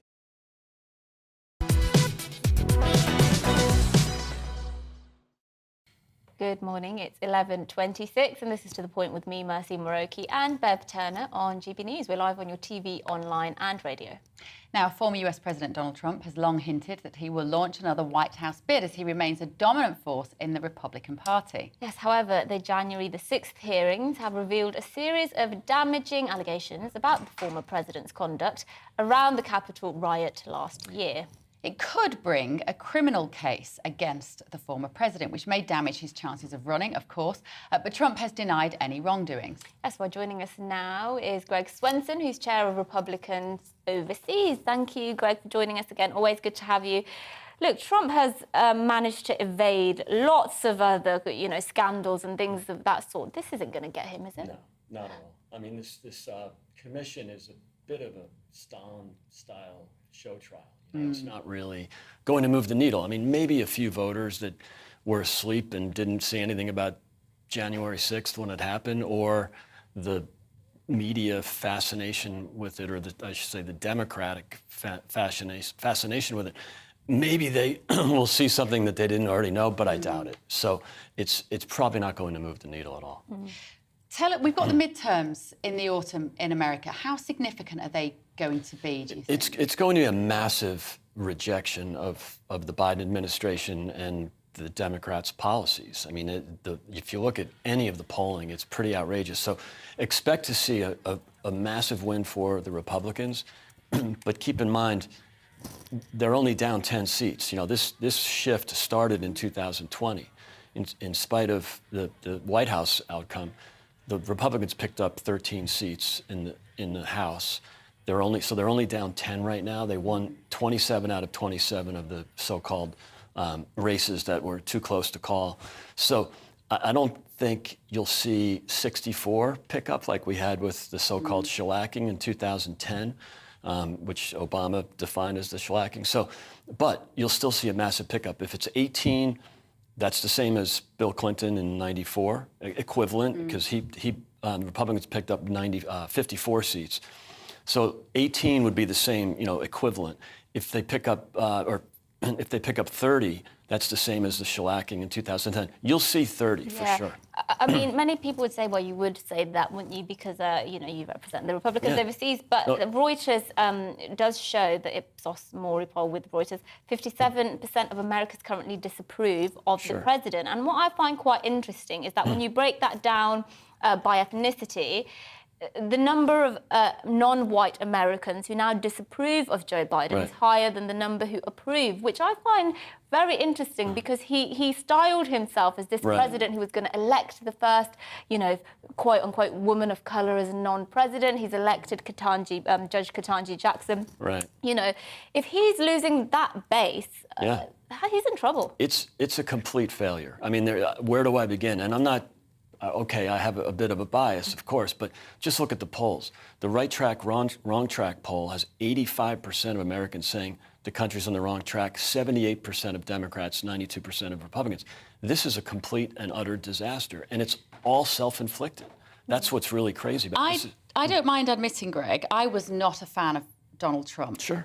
Like a lot of women. Right. I didn't like him as a human being. I didn't like some of the stuff that was caught, with his mic about talking about women and some of the derogatory language. I didn't like the fact that he was quite childish on Twitter and there's a long list. There's a long list, right? However, and then I've seen Biden in office. Yeah. And I don't actually believe that's a man who's even in control of his own faculties, never mind his policies. He appears to the outsider to just be a globalist puppet, and somebody else is pulling his strings.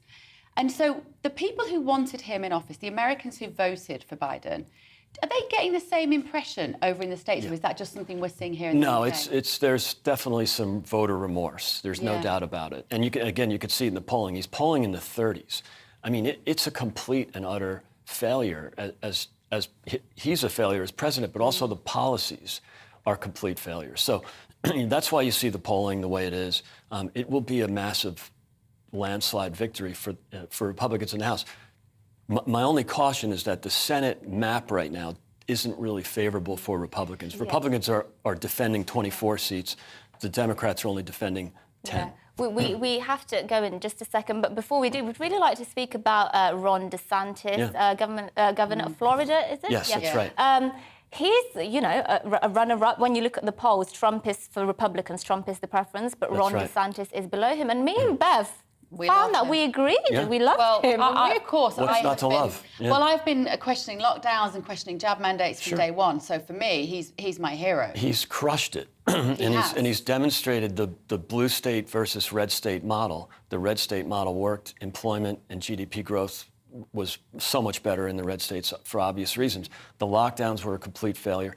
He crushed it. It was controversial at the time, but he stuck with it. Not only did he follow the science, but he also followed his constitutional obligations. He's not a dictator. He has no right to tell people they can't, go to their business or go to school. So refreshing. So he's crushed on every measure. And what you're seeing is Trump's numbers are staying the same, but DeSantis is coming up. You saw some high-profile people that have basically endorsed him. Joe Rogan. Of course.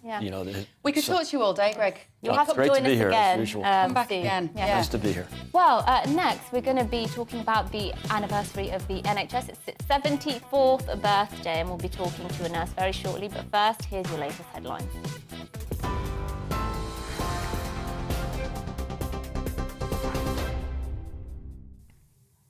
A very good morning. It's 11:33. I'm Rosie Wright, keeping you up to date on GB News. The Deputy Labour leader, Angela Rayner, has been granted an urgent question in the Commons at 12:30 today about upholding standards in public life. It's after a senior civil servant accused Number 10 of not telling the truth over claims that Boris Johnson wasn't aware of official complaints about the MP Chris Pincher's behaviour. Downing Street says Mr Johnson was aware of unsubstantiated claims when Mr Pincher was made Deputy Chief Whip. Lord MacDonald, though, says the Prime Minister was briefed in person over an investigation into Mr Pincher's conduct. In the US, a man's been arrested following a mass shooting at a 4th of July parade in Chicago. 6 people were shot dead after a gunman opened fire with a high-powered rifle from a rooftop. Around 30 people, including a child, were seriously injured. Police say a 22-year-old suspect, Robert E. Cremo, has been detained. The Home Secretary, Priti Patel, has urged police to use new powers, including imprisonment, to stop protesters causing gridlock to motorways and major roads. New measures to combat non-violent demonstrations that cause significant disruption, like blocking roads, came into effect at the end of June. Well, the Shadow Attorney General, Emily Thornberry, told GB News the measures need to be balanced. So whilst it's right that people should have the opportunity to be able to express their views, as I say, we also need to bear in mind that on those roads there will be ambulances, there will be lorries taking food to shops and so forth. We need to make sure the arteries of our country do remain in a healthy place. Applications to join the police force in Scotland have dropped by more than half in the last year. There were just over 2,200 applications, down from 5,600 the previous year.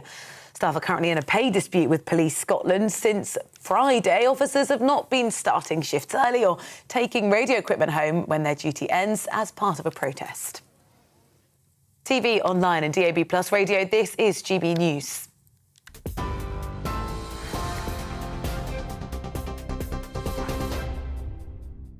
Direct Bullion sponsors the Finance Report on GB News for gold and silver investment.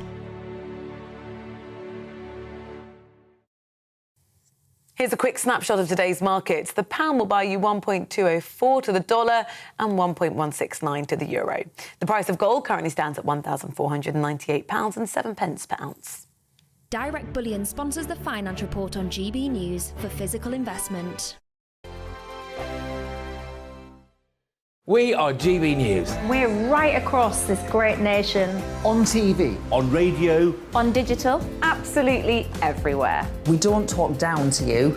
We embrace all voices with honest and civilised conversation. We are not part of the establishment. We're one of you. And we're only getting started. Join us on GB News, the People's Channel. Britain's news channel.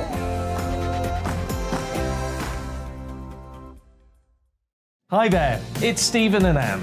At breakfast from 6 a.m, you'll always be caught up with everything you need to know, the latest headlines, opinions and debates. We'll bring you the good news and the bad, but most of all, we're here for you. Remember, send in your views and let us know what you would like us to talk about. That's because we're your news channel. And every morning at 6 a.m, it's breakfast on GB News. My name's Tom Harwood and join me 9:30 a.m. every weekday for The Briefing, your one-stop shop for everything you need to know about what's going on in politics today. I wonder if this is a deal that might need to be like the biscuits in this factory, twice baked. Is there not an opportunity here to win out against the extremes? Tom Harwood, GBNews. What are you going to do about it? Things should have been done differently, and they certainly are being done differently. Don't miss it. The Briefing with me, Tom Harwood, 9:30 Monday to Friday on GB News. Where would you like to go? Just take me to the studio, please, mate. You know where you're going. I've got a show to do. Friday Night Feast on GB News, 7 p.m. And it's like nothing you've ever seen before. We take a different angle on the week's biggest news stories. The viewers and listeners set me some absolutely mad challenges to do. We tried to rehome a rescue dog. And yes, there's some other wacky stuff in there as well. I feel like I could take on the world. Well, that's that. Friday Night Feast with me, Patrick Christie's, every Friday, 7 till 9 p.m. on GB News. Be there.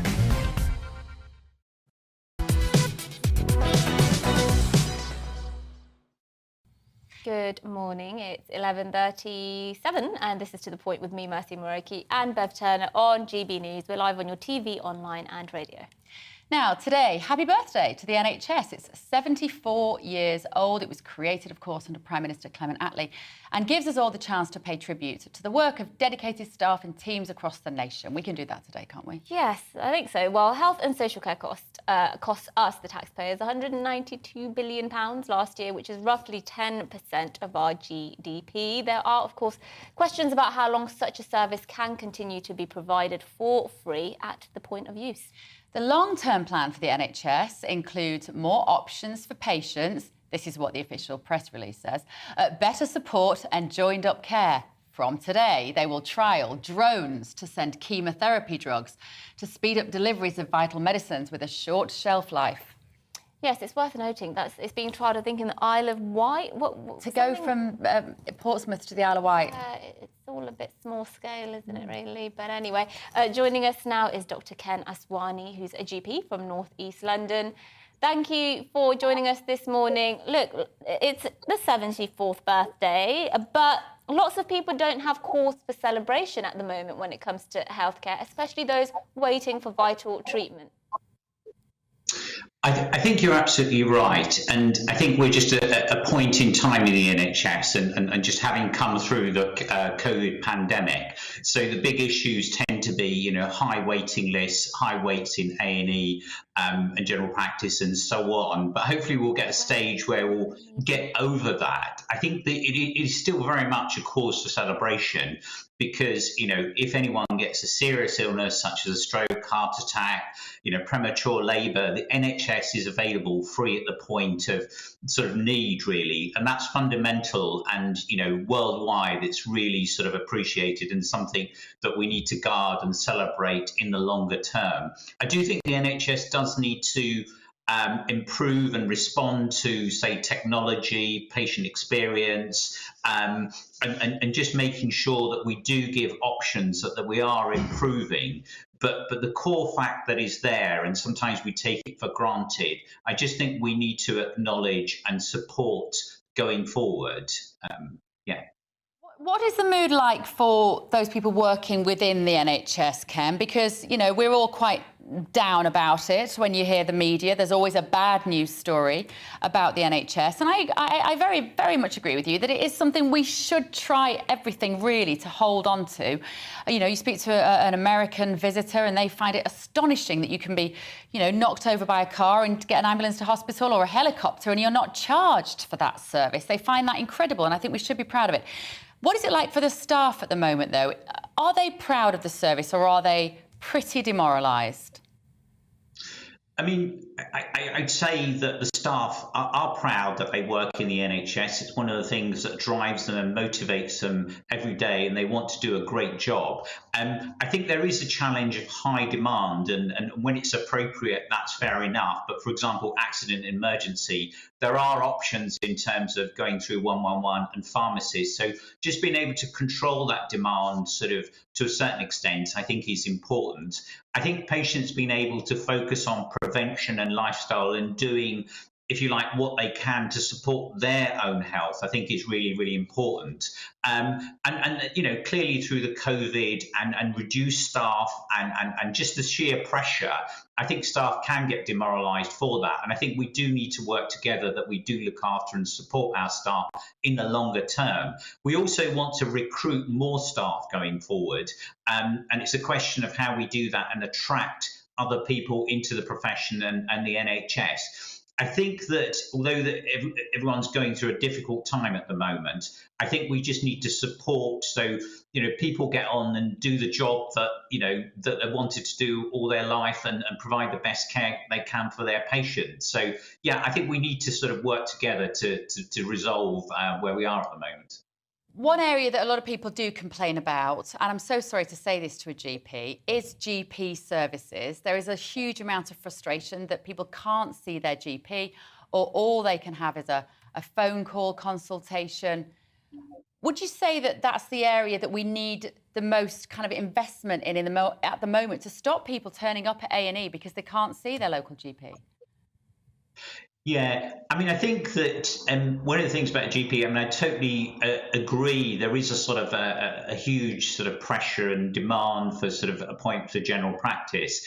I think remote appointments were happening before COVID, and a lot of patients find it easier if they receive a phone call and get their problems sorted in that way, rather than have to sort of take half a day or all day off work and to come face to face. But I also agree that, for example, the very elderly, etc., those face-to-face appointments are really important. And I think most surgeries are offering sort of both options. I think general practice is similar to what A&E and waiting lists, etc. The demand has gone up dramatically, and we can think about the reasons for that. We can understand that. And it's just managing that demand effectively.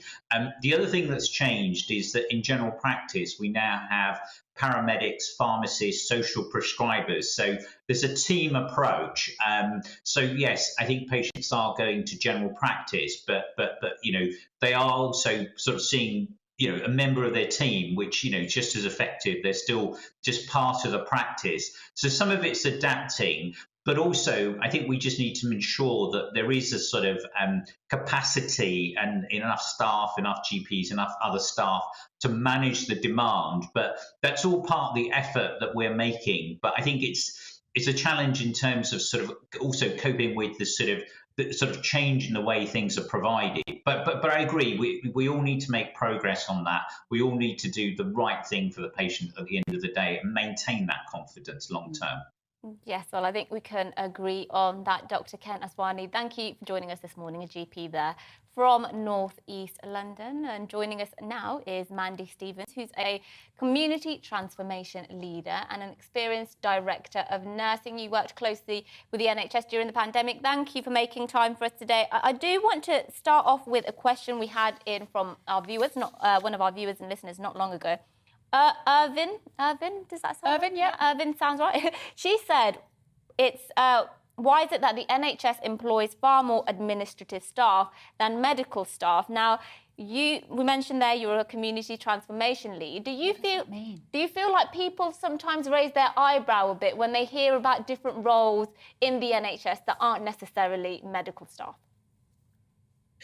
Do you mean medical staff or clinical staff in general?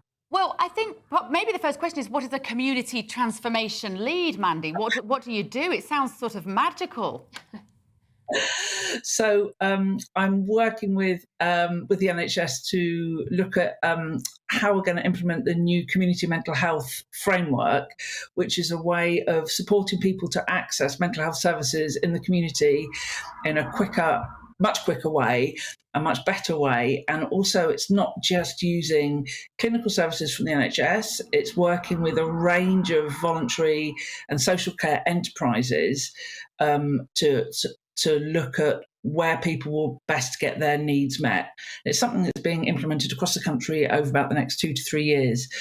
So I'm working with a data analytics company to help look at how we can support the team in Derbyshire to do this. Yeah. So I think I think people forget that the NHS is the biggest employer in Europe, and actually it's a mammoth, it's a behemoth of an organisation, and it does need people like you doing a whole host of things in the community. We say it's the 74th birthday today. Do you feel there's cause for celebration? Always massive, many happy returns to the NHS. It's such a fantastic organisation. It's a wonderful place to work. And we should all be so proud of what we do and how we contribute to people. One of my best friends is working as a healthcare assistant in ED. So she's a band 2. She's, on minimum wage, £10 something an hour. She's so passionate about her work. These people come in such distress, really having difficult problems. And she's always talking about how fantastic the team are, how they support people when they're really in that hour of need. About, obviously there are some waiting lists with the ambulances and things, but just like the clinical care and the support that people are getting. And then through the other end of the spectrum, in mental health, I've worked in, long services for people who have long-term severe and enduring mental health problems, and like forensic services where people are in hospital for months and years, some people, and the quality of care, the range of support, the range of services that we offer to people is fantastic.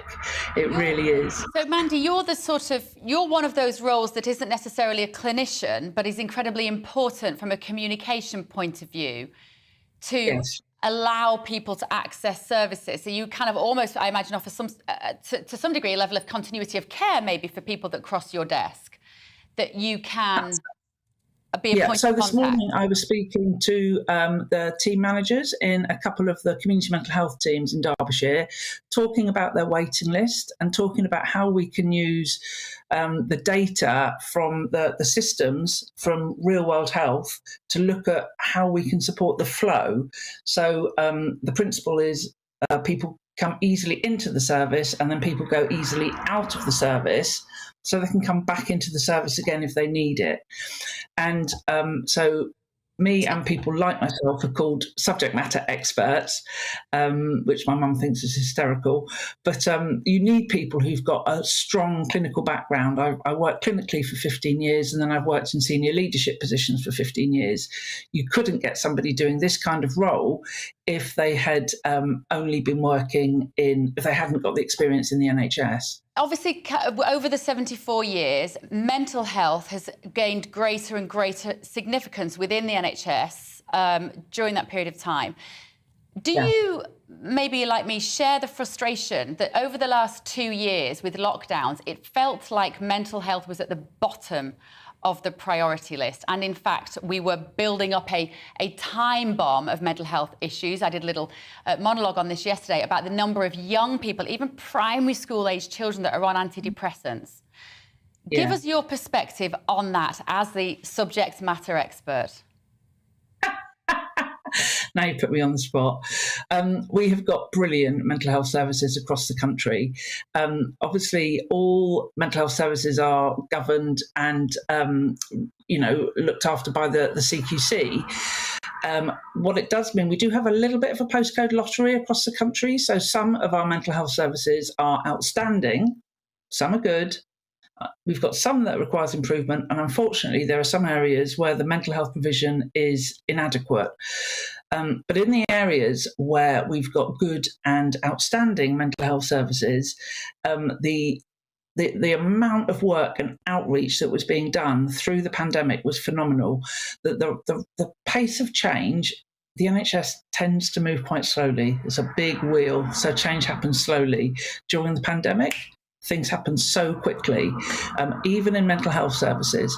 So whereas before, if we talked about doing video calls when you were speaking to people you work within the community, it would have taken ages, but it happened so quickly. It was tech enabled, so lots of people got their laptops, got much more mobile working. So I think what you're saying is that the impact of the pandemic has affected so many people's mental health in so many difficult ways. But the mental health services, I think, have been responsive and reacted well to it. But there will be areas across the country where, unfortunately, people haven't had a great experience. One of the things that is fantastic for nurses across the country, our Chief Nursing Officer, Ruth May, was made a Dame in the Queen's Birthday Honours. She's a wonderful leader. She's brilliant and she's very passionate about mental health. I've spoken at several conferences with her and she's really passionate about looking after staff, looking after leaders. And those if you are, look Mandy, absolutely. And those are the people that will keep the show on the road, is it not? Thank you so much. It's lovely to talk to you. Maddie Stevens there, Community Transformation Lead and Experienced Director of Nursing. We know what it means now. Yes, now less happier news, I suppose. Empty stores, ongoing violence on the streets and soaring parking costs have changed the face of many of the UK's high streets. Shopping districts have been ruined by the impact of COVID and the ongoing cost of living crisis, with customers having less cash in their pockets to spend on luxuries. Now, massive out-of-town shopping complexes and online shopping has only made the problem worse. There are calls for councils to intervene to try and save these struggling high streets, but fears are growing that habits have irreversibly changed forever. Yes, well, let's speak now to the CEO of British Independent Retailers Association, Andrew Goodacre. Thanks for joining us. It's been nothing but bad news, really, over the last couple of years, longer than that, in fact, when it comes to high streets. Is there any ounce, a shred of good news at all? Yes, well, good morning. And yes, there is positive outlook. It's difficult out there, don't get me wrong. Business on high streets has, whether it's retail, whether it's hospitality, has struggled now for a few years. I've just seen consumer habits change. But there are bright spots, I travel the country a lot, and places like Belper, which won High Street Award in England only a couple of years ago, are really good examples of where businesses on a high street and the local authorities have worked together to create something vibrant and something sustainable. And those examples exist around the UK. Equally, there's places that are struggling, and what we want to see is real creativity, real vision from local authorities, using money provided by government that is available, levelling up funds, high street development funds, that there's billions of pounds being made available. So what we do want to see are local authorities being creative, being visionary, and embracing retail, embracing independent retail, but other aspects that will bring people into these high streets. What do you think we lose, Andrew, if we lose our high street and we just buy everything at the click of a button and it arrives by possibly drone, given what we've been talking about today? What do we lose as human beings? I think you lose so much. Now, I sometimes shop online. I try not to, but I do because it is that bit convenient, but very, very one-dimensional, very impersonal. And when I talk to our members who find themselves operating in local communities, it is about community support. It's about people who enjoy being out and about. It's about health as well. We talk a lot about mental illness these days and the way that being locked up and locked down and forced to stay home during the COVID period really damaged people's health. Well, high streets, and it doesn't have to be shopping. Let's talk about high streets per se, which is a mixture of interdependent businesses, retail, leisure, hospitality, cultural businesses coming together. Create something that is of interest and brings people out and create social experiences for people. And that's so important. Andrew, I couldn't agree more. Very important indeed. Andrew Goodacre there, CEO of British Independent Retailers Association. Well, that is it from us here at To The Point. But don't go away. Up next is The Briefing with Liam Halligan this time. And we'll be back with you tomorrow, bringing you the day's news, much more of your views and our opinions as well. See you tomorrow. Hello again, I'm Aidan McGivern from the Met Office. Fine for many today, a lot of cloud around, and it will be damp in the northwest later. But for the time being, actually plenty of dry, settled, bright weather, thanks to an area of high pressure which is edging closer from the west. Weather fronts are approaching, however, around the top of that high, and they will bring some thicker cloud and some rain to Northern Ireland and Scotland later in the day. But for the time being, the thickest cloud actually is across Wales, the Midlands, East Anglia, and that's sinking south into southern parts of England, along with a few outbreaks of rain in places, 1 or 2 showers disappearing from northeast Scotland. And it's across central and eastern Scotland, northern England where we'll see the best of the sunny spells. 18 to 20 Celsius in the north, 22, 23 Celsius for southern areas. But for many, it's a cool-ish day, and then it turns increasingly damp for Scotland, and there'll be some thicker cloud and some drizzle for Northern Ireland as well. Rain spilling into northern England, North Wales as well overnight, and the wind picking up. So with the breeze and the increasing cloud for most, it's a mild night. Stays clear in the southeast, and here it's a sunny start to the day. There'll be a warmer start compared to this morning, but for many it's a cloudy day, and it will be breezy in the north with the wind gusting over hills and around coasts.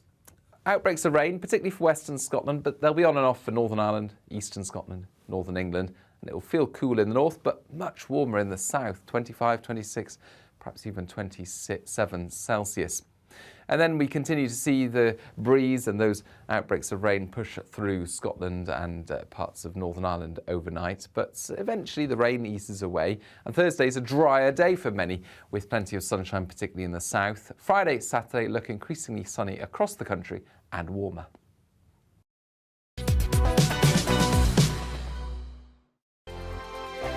We are GB News. We're right across this great nation. On TV. On radio. On digital. Absolutely everywhere. We don't talk down to you. We embrace all voices with honest and civilised conversation. We are not part of the establishment. We're one of you. And we're only getting started. Join us on GB News